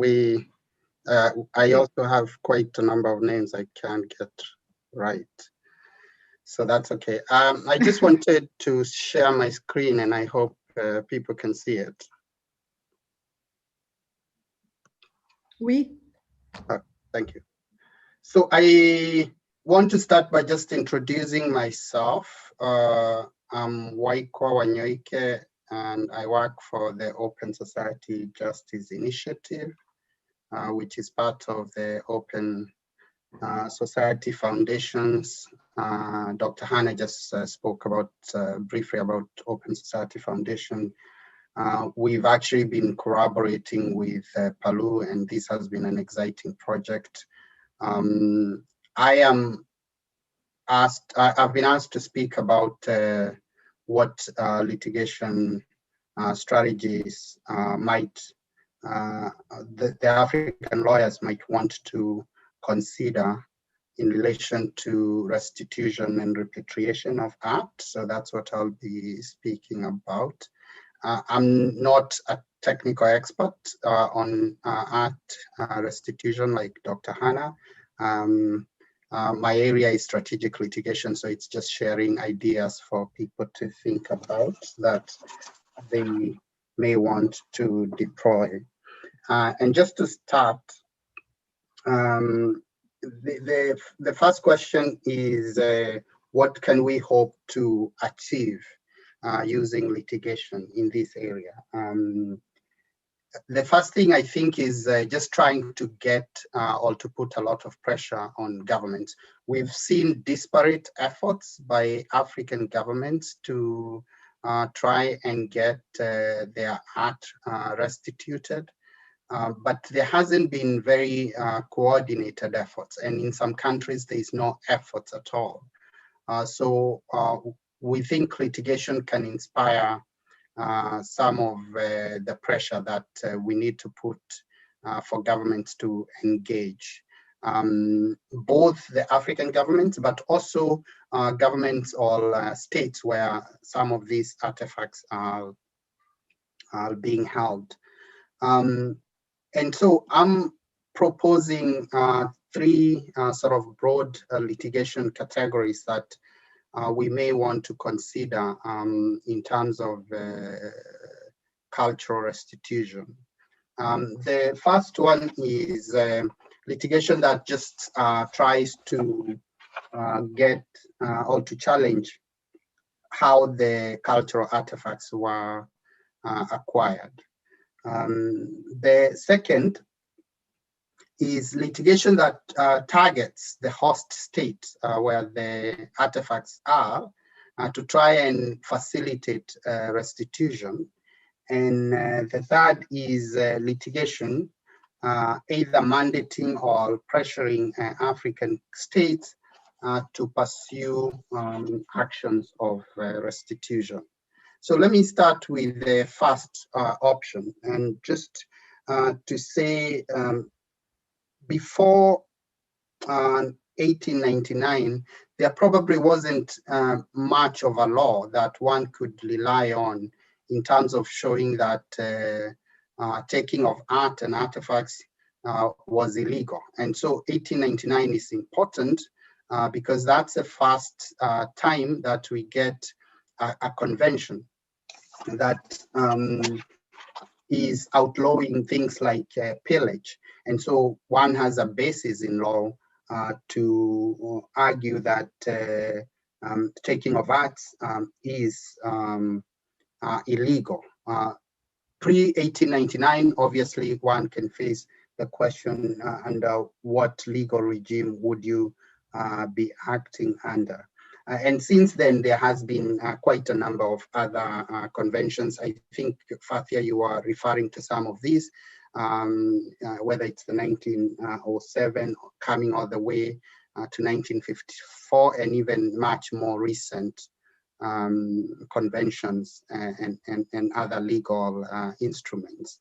And so the question there then becomes what kind of causes of action might be available, and we identify possibly two courses of action. One, state responsibility, so really going after the state, or individual criminal liability. Within this option, we also propose looking at forced acquisition, especially those taken in the first half of the 20th century, when there was significant imbalance between parties that were coming to Africa and who would take art and artifacts, and the African themselves. So there are quite a number of things or courses of action one could think about, whether it's theft, whether it's receipt of stolen property. In some jurisdiction, people would say possession of stolen property, or whether it's conversion, and knowing that conversion has even an international tort component to it, in terms of people taking someone else's chattel and converting it for their own use, which is inconsistent with the owners or the person who actually should own the chattel. Of course, there are challenges thinking about some of these. Statute of limitation would likely be big in a lot of jurisdictions where you would want to bring these cases because of time lapse. There is also questions of how well one is able to prove lack of consent, and especially because of the manner in which some of these items were taken, including in ceremonies, one could say, brought about consent. And so whether you can prove lack of consent or the circumstances actually that prevailed and vitiated consent. Then just within this option, one other way to think about it is just criminal acts, purely criminal acts, in the context of illegal trafficking. And in that sense, again, a few more international instruments and facilities, the 19 UNESCO Convention and the 1995 UNITROIT Convention on Stolen or Illegally Exported Cultural Objects. And I think Madam Fathia was alluding to at least the 1995 UNITROIT Convention. The 1995 convention is actually quite interesting because, you know, UNITROIT is this unit that allows for private law or brings together a facility for private law so that it can sort of complement international international law and especially conventions in terms of enforcement. So that's a useful place in my view to look at. But in the context of criminal acts, one can still use national or criminal jurisdiction. And why this is important is some of us have discovered that we don't always have to wait for government actors to move things in terms of criminal investigation. NGOs are becoming much more astute at building cases and bringing those cases to prosecutors to prosecute with sufficient evidence. And in jurisdiction that allow for private prosecution, there is possibility to do that. Obviously, it's not as easy as I make it sound. And in thinking about this, there are different entry points, but one that I wanted to highlight is, for example, the most recent Arab Spring. It's one thing I noted is that during the Arab Spring, because of the government's focus on quelling the revolution, then the government wasn't deploying enough security to stop stealing of artifacts. And so in places like Egypt, you find there were artifacts stolen and some of them taken abroad. But this also happens in other countries whenever there is internal upheavals. I think Dr. Hannah talked about professional gangsters stealing artifacts, and I think they tend to thrive in such environment. And then looking at loans, some of these items may have left on the basis of loans, but have never been returned. And a lot of the time there's breach of contracts in relation to loans. But there's also the question about unjust enrichment. And here, just to plug in the ethical crisis that Dr. Hannah was talking about, that this country keep holding items and they don't know how, or they are hesitant to return because of all the ethical issues that come with that, and showing that they are conceding to those ethical concerns. Just very quickly, what are some of the forums where some of the issues I've discussed could be brought? One of them, obviously the host states, and I'll discuss that a little more. But one of the committees that is underused but could be used for this purpose is the Committee on Economic and Social and Cultural Rights, where people are able actually to bring individual complaints, but they could use the committee to file parallel reports or inspire general comments based on the UN Convention on Economic, Social, and Cultural Rights. And then there is the UNESCO Return and Restitution Intergovernmental Committee, which is actually a very useful facility because states can actually bring their complaint here, and what that does is it inspires the need for bilateral negotiations between states that are claiming that their artifacts are in a different country. I don't want to spend too much time on this. This is just questions about some of the things the challenges people have to think about, given the complexity of the subject. Let me go to the second option, which is litigating in host states. Not too much to say here. But what we find is that when you try to launch or to try and launch negotiations with, for example, museums holding these facilities, their board of governors, their trustees, they'll say they are governed by specific country laws. And so in that context, they have to observe those laws. Those laws, in most cases, provide or have provisos that say the trustees cannot surrender any of the items, or they contain very onerous procedures for surrender.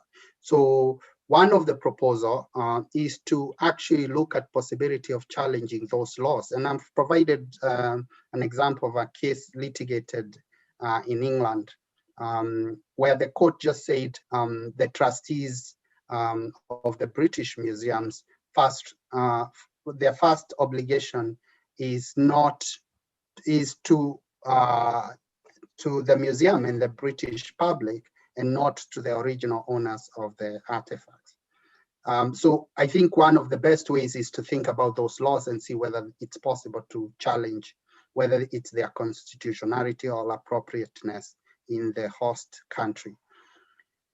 The second proposal in terms of litigating in national jurisdiction is using the tool of access to information and trying to get as much information as one can. But where information is denied, then you bring a challenge, whether it's through the information commissioners or where it's possible even to go to court directly. What access to information does is obviously it raises the advocacy efforts and the visibility of the issue. And I think it's a significant litigation tool. It also helps to have what Dr. Hannah was talking about, independent research on what a specific country is holding, for example, what they're generating through an inventory lists of all the artifacts from Egypt that have been taken. Finally, if I may just take 1 minute to talk about the last option, which is litigation that focuses on putting pressure or mandating states to pursue recovery. I think this is actually important. I haven't spent a lot of energy on it, but for purposes of a lot of us who don't have or don't litigate for the states, but litigate a lot for communities, this might be a really good avenue to force states to engage with the issue. So a lot of our states don't prioritize on this. So what do we? What could we do? Consider, for example, bringing domestic litigation. A lot of our countries have constitutional provisions on right to culture, and that right to culture is not just for individuals, it's also for communities. So are there opportunities to use those provisions or to get communities that have been disinherited to actually sue their own government, requiring their government to pursue efforts to get the artifacts restituted.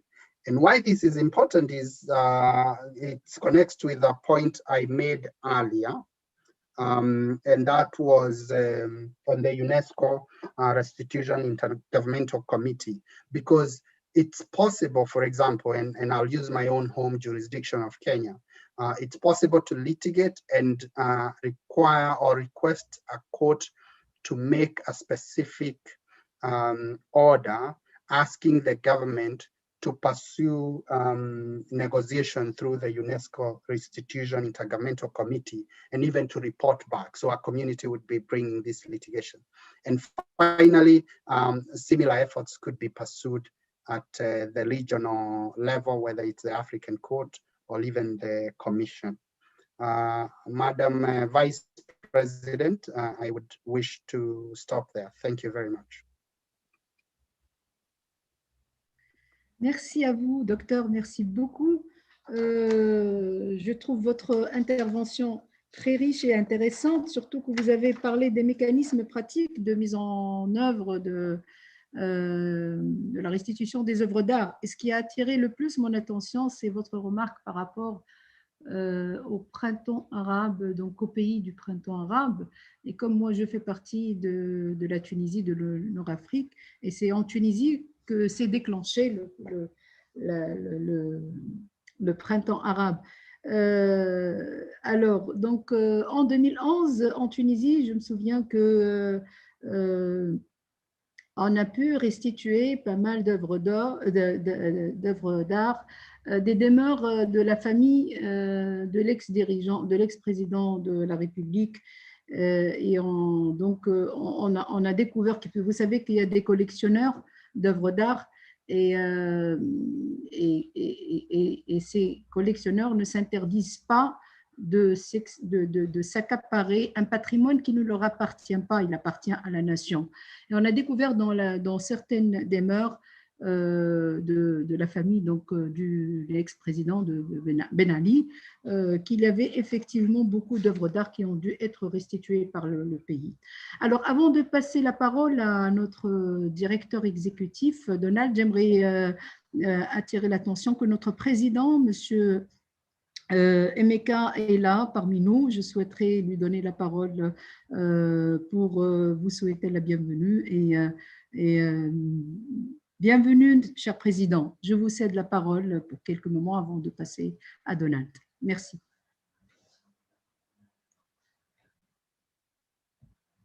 Don, good afternoon from Nigeria.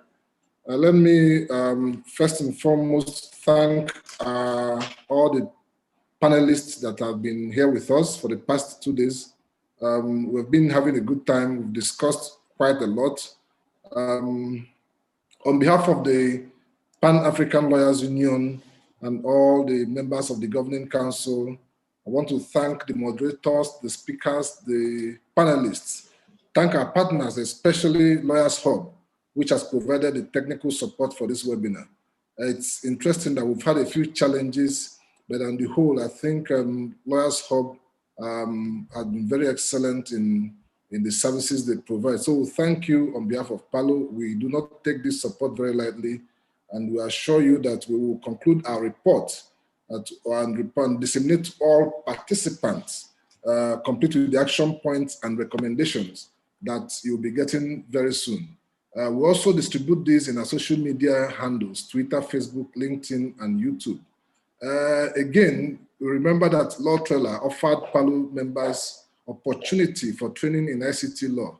Please, anyone who is interested in this opportunity should please contact the PALU Secretariat.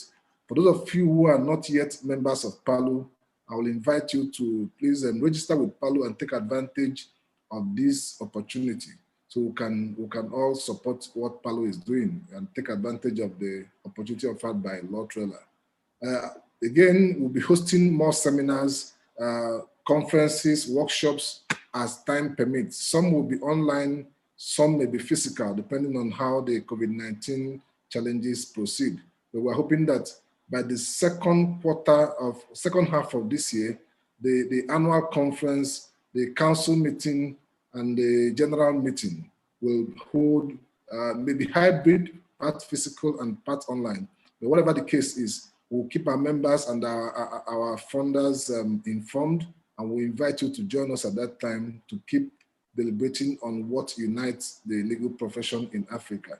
For us in PALU, we hope to, our mission is to support the legal profession in Africa and unite all the regions of Africa under one umbrella. So on that note, Don, I thank all of us for being part of this. I'm still enjoying the session. I didn't think I'll be invited at this point, but having said this, I look forward to the concluding part of the session. Thank you.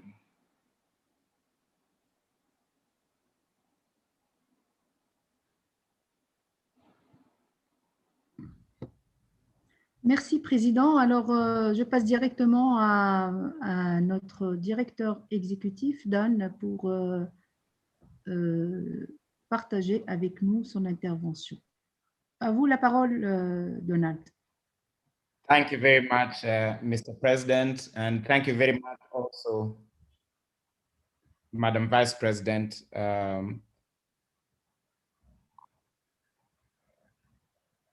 For some reason, I'm getting the interruption of the French translation here. I think that's been cleared now.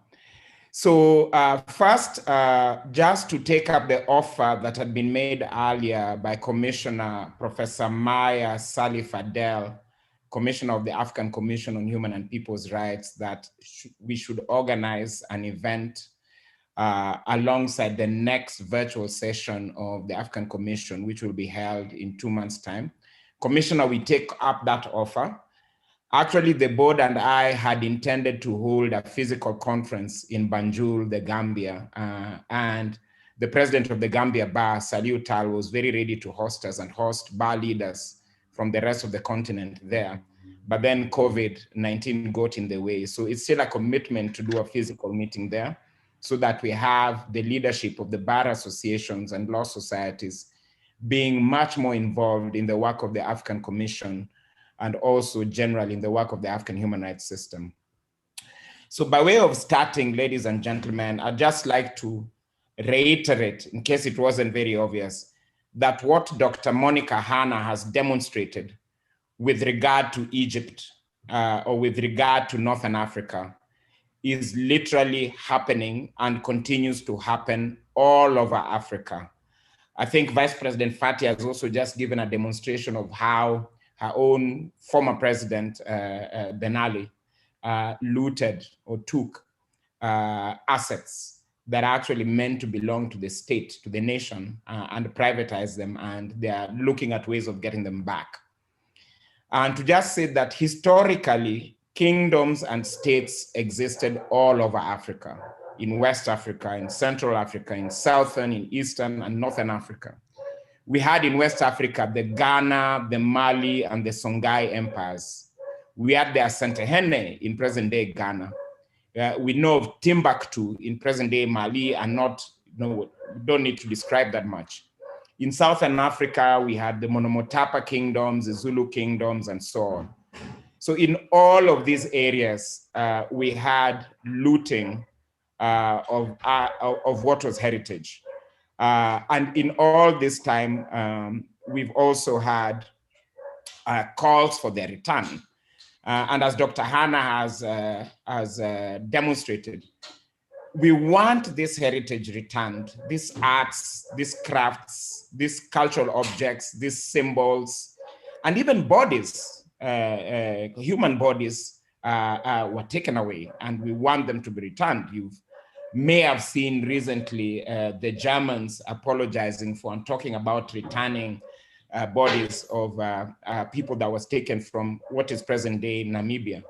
And all of these things have monetary value, of course, but they also have spiritual value. Some of the objects that were taken were objects that were important to kingdoms, to traditional chiefs, and so on. You had stools taken on which the kings and the queens would sit when performing their functions. You had objects that were used in prayer, objects that were used during ceremonies, at births, at deaths, at the beginning of planting, at harvest, and so on. They had cultural value. They also have historical value because they're important for us to use to demonstrate that Africa actually did have a rich history and has contributed a lot to knowledge and to development in the world, and is not just a passive recipient. L'ancien patron so the call for the returns of this heritage started right from history. A lot of people in West Africa and Africa would know of the late Professor Cheikh Anta Diop, who was a leading Egyptologist, amongst many other things, and he drew linkages between the people that built the ancient Egypt and Black African people that exist to the south of modern-day Egypt now, and has demonstrated that it was actually Black people in present-day Eastern Africa, Western Africa, and so on that built those empires, and he has called for their return. So we as PALU, we are at the beginning of a discussion, and we want to engage our members right from the beginning of the discussion and the campaign. And we're talking about our individual members, we're talking about our institutional members, for the return of this heritage and for the return of it unconditionally. Of course, and we draw a continuum. As PALU, we draw a continuum and say, whereas we had strong kingdoms, strong states, and so on, viable kingdoms and states all over Africa for thousands of years, the last 700 years has seen a turn in Africa's relations with the world, which has included tragedies such as slavery, which was the looting of African bodies and transplanting them to go and make them manual labor possessions in other parts of the world. There's been colonialism, which was now the suppression and domination of Africa, and now looting its resources directly and transferring them back. And there's been neocolonialism, which has had things such as structural adjustment programs and also illicit financial flows through a skewed and unfair international economic order. So this looting and this pillage has been a continuum, and our address to it must also be a continuum. So with regard to slavery and colonialism, there are movements around reparations, and including using litigation for reparations, and this must continue. In the present day, in illicit financial flows, we have strong policy positions by the African Union, which has a declaration on illicit financial flows from Africa and so on. And so for this heritage also, we need a campaign. We need actions, advocacy actions, including litigation actions. So we are very grateful as PALU for the partnership we have with the Open Society Foundations, under which we do a lot of things around global justice, around economic justice, around African integration and unity, around rule of law, human and people's rights. And that in the last 2 years, we began extending it into this field of restitution. So what are some of the objectives? We need to raise awareness, which is part of the reason why we're having this meeting, raise awareness amongst our members and amongst African women and men, young and old generally, that this is an issue and that it's an important issue for spiritual, for cultural, for historical, and for monetary reasons.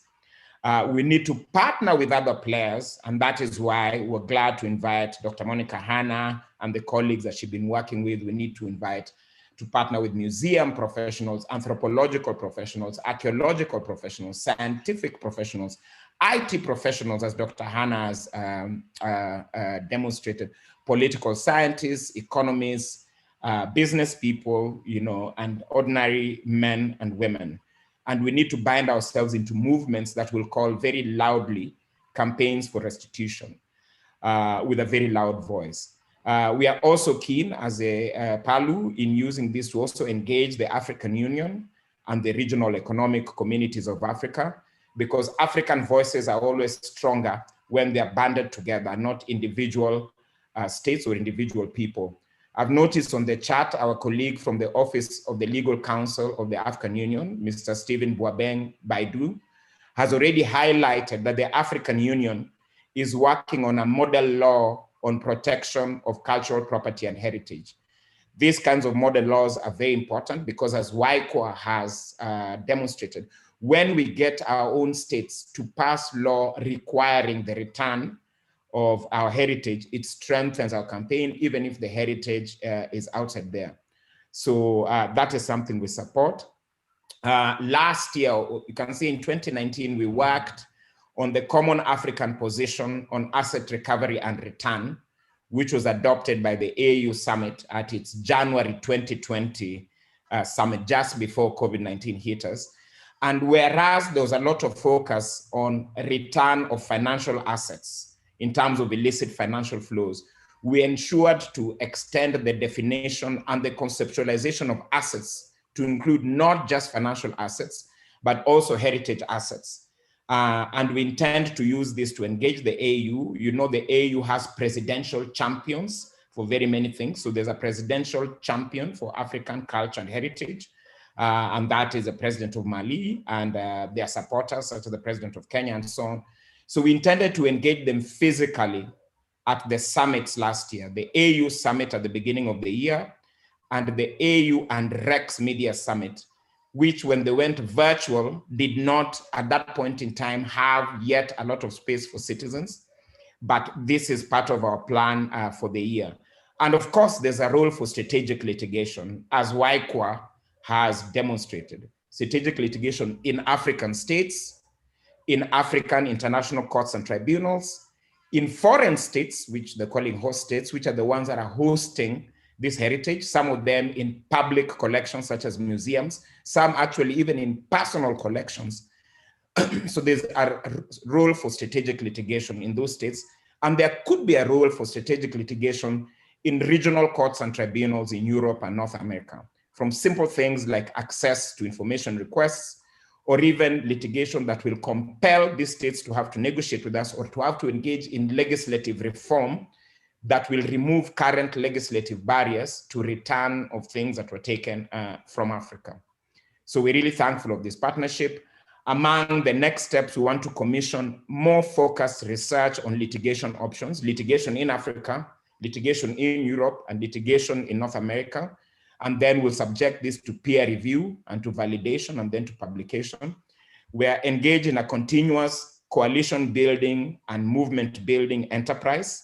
I'd just like to point out that we recently learned that some Congolese lawyers from the Democratic Republic of Congo have already been engaging in litigation, we believe, against France to return some assets that had been looted or removed from Congo.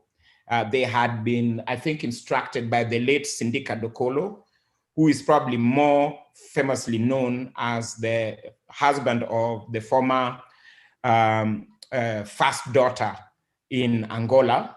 but he was an avid art collector and restorer himself. And he was using strategies, including instructing lawyers to litigate. So these are the kind of people we want to network with and to learn from and to replicate what they've done in other parts of the continent. So there'll be many follow-up webinars on this. So Madam Vice Chair, as you open up to the plenary, I just say that this is the beginning of a discussion and want to involve African lawyers in this discussion and other African professionals in this discussion and people. Thank you very much.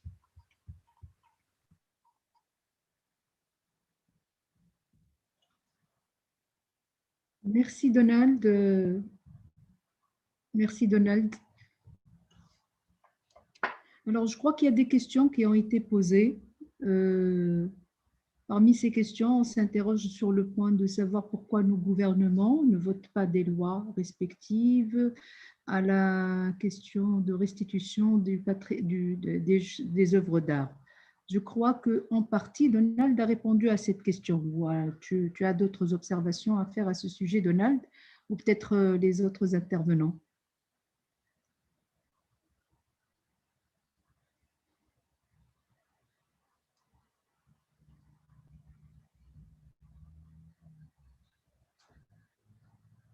Madam Chair, yes, I think I responded to that. I think we pointed out that there's encouragement for the 55 member states to enact or strengthen national laws for the return of African heritage.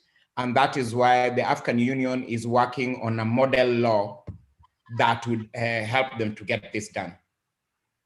So a model law will come, which will help states to pass national laws compelling return. Thank you.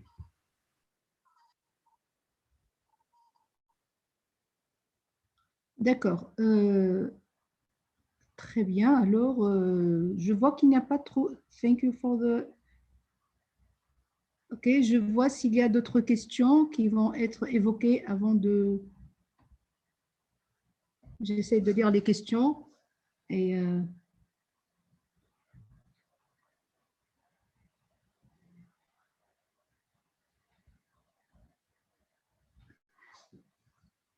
Okay.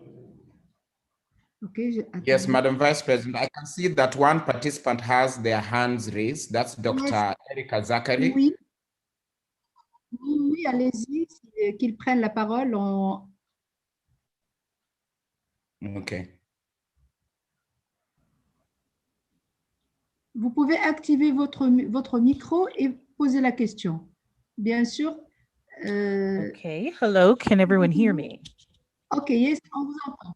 Yes, we can hear you, although your volume is a bit low. Maybe raise your volume. Yes, let me try to raise my volume a bit. Hello, everyone. Donald, it's good to have a chance to speak with you again. My name is Erika Zachary. I'm the founder of Afro-Centered LLC and also the Afro-Descendant Diaspora Migration Policy Expert at the Africa Migration and Development Policy Center.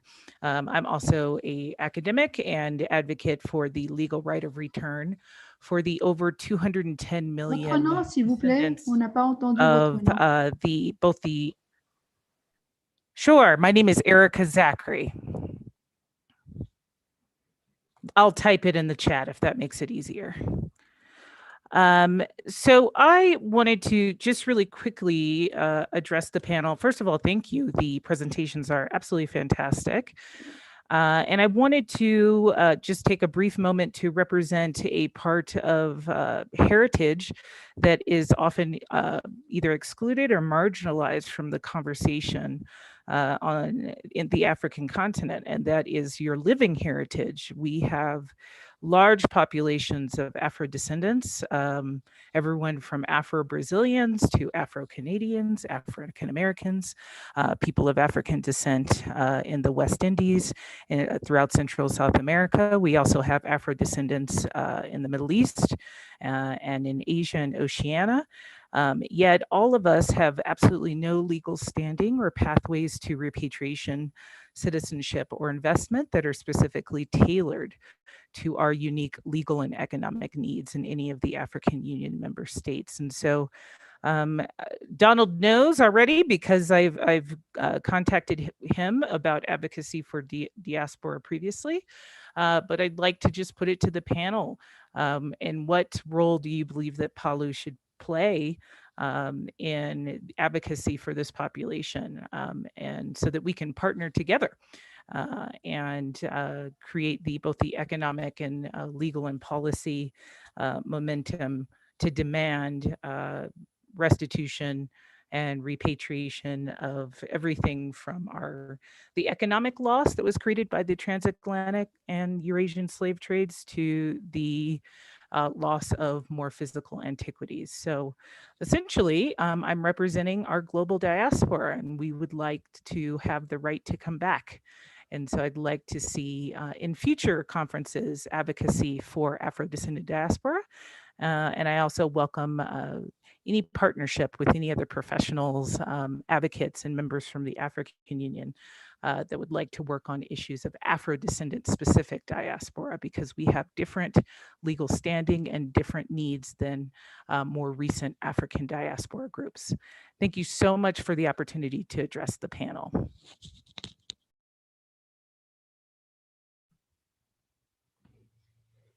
Thank you very much, Dr. Zachary. In fact, I think just your presence here, I think highlights the importance of part of what we've been saying about constantly networking, seeking each other out and seeing what we can do together.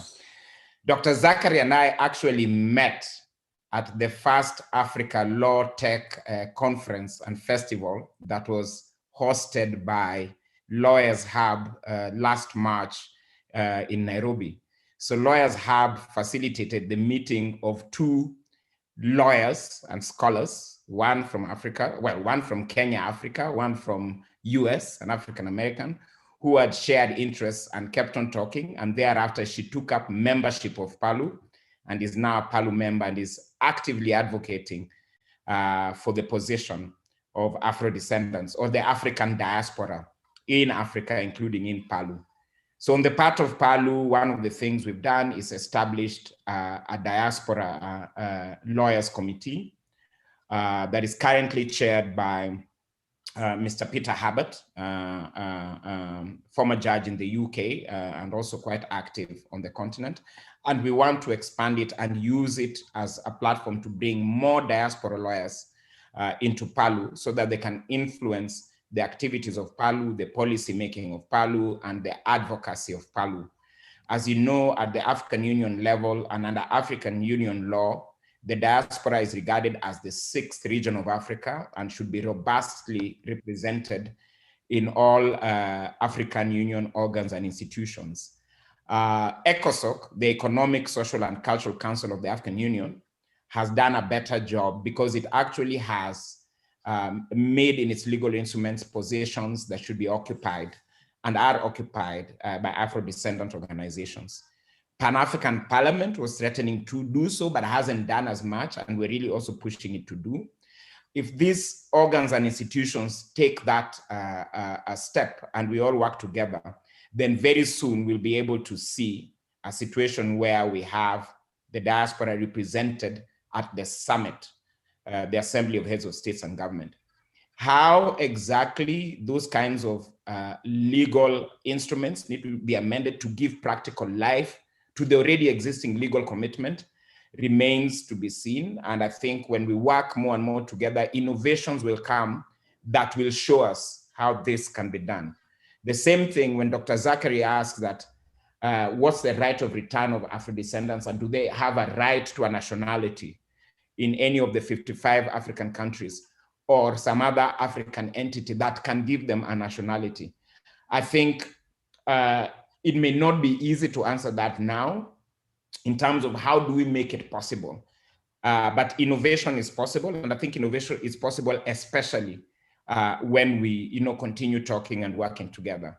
So I think we can commit that at least at the level of PALU, we will encourage the Diaspora Lawyers Committee to be more proactive and active, reach out, recruit more members, drive its agenda more within PALU, and then we use that to generate the ideas and the campaigns that will affect the member states. Thank you.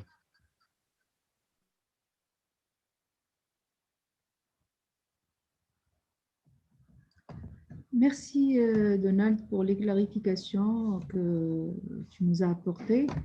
Et à propos du travail en commun avec l'association de Madame Zakari, je crois qu'il faut qu'on propose des rencontres en vue pour des formations en matière de législation, de mécanismes de restitution de ces patrimoines, parce que il ne suffit pas de le dire, il faut qu'on passe à l'acte, il faut qu'on organise des rencontres de plus en plus pour justement faire participer le maximum de juristes, parce que nous, les juristes, il nous appartient de faire notre mission qui est dévolue, qui nous est dévolue. Et donc, si on veut vraiment qu'on obtienne des résultats positifs pour restituer notre patrimoine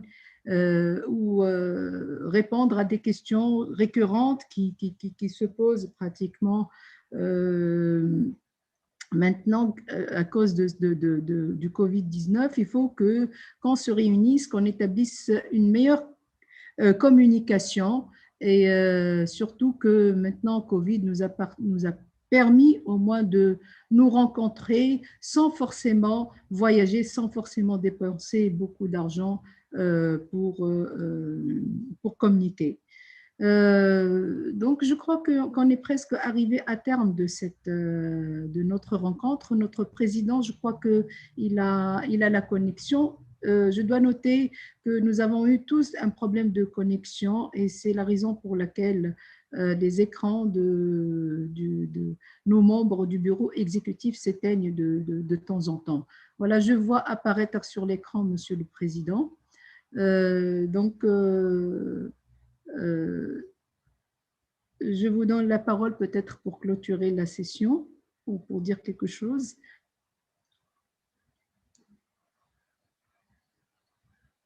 Est-ce que vous nous entendez, Président? Yes, I can hear you. OK. Donc, j'ai fait remarquer que votre écran s'est éteint à cause de la connexion, la mauvaise connexion.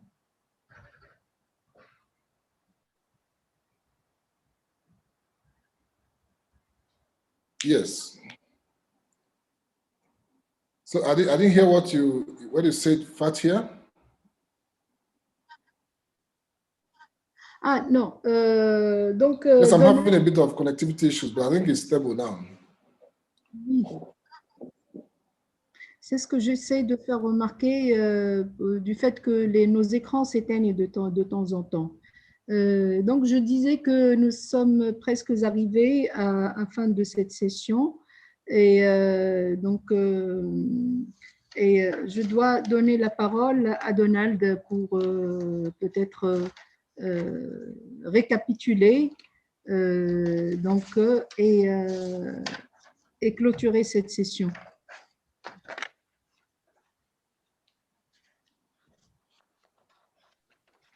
Very well then. Thank you very much, Madam Vice President. Maybe let me make just one or two remarks. I think the President had already given his commitment as to how we will go forward, and I'm sure he'll reiterate it when he closes us. But one thing I'd just like to encourage all the members and persons present, for those that have not taken up membership of PALU, please take this opportunity to do so. You can write to us at the Secretariat. We know you have our contacts.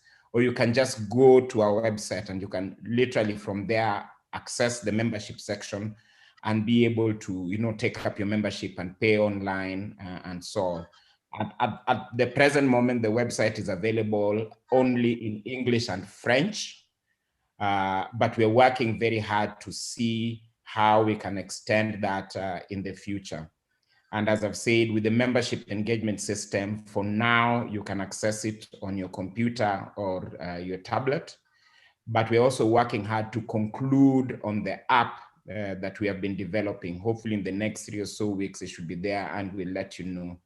So on the whole range of issues that we've discussed, from constitutionalism, from to civic space, to the African Free Continental Trade Area, to gender mainstreaming within the legal profession, within the judiciary, within academia, to creating business, to regional integration, to return of culture, African heritage, to the right of return for African peoples. Please, let's continue engaging directly or through our social media. We are quite visible and try to be increasingly active now on Twitter, on Facebook, on LinkedIn, on YouTube.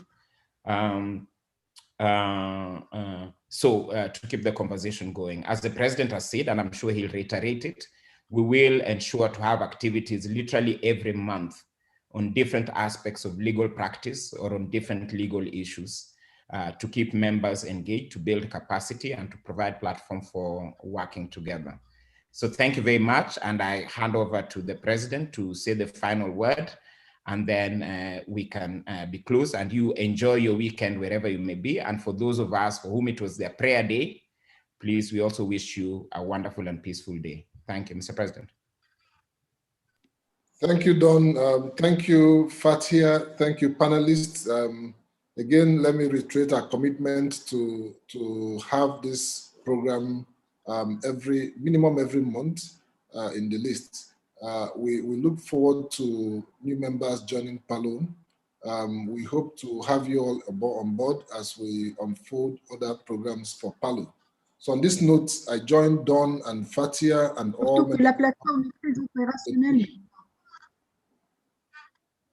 in wishing all of us a very pleasant weekend. It's been 3 days of intensive workshop. I've learned so much, and I hope we've all learned something. I'm thankful to the panelists. My knowledge is enriched, and we hope to continue doing this. The conversation will definitely continue. Thank you, Fatia.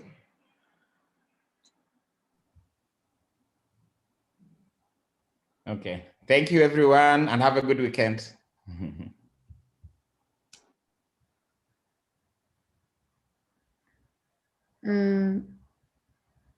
Merci, Président. Je souhaite également bon week-end à tous. Merci pour votre participation et pour vos observations. Merci à tout le monde et bon week-end. J'espère qu'on puisse nous revoir bientôt dans d'autres panels.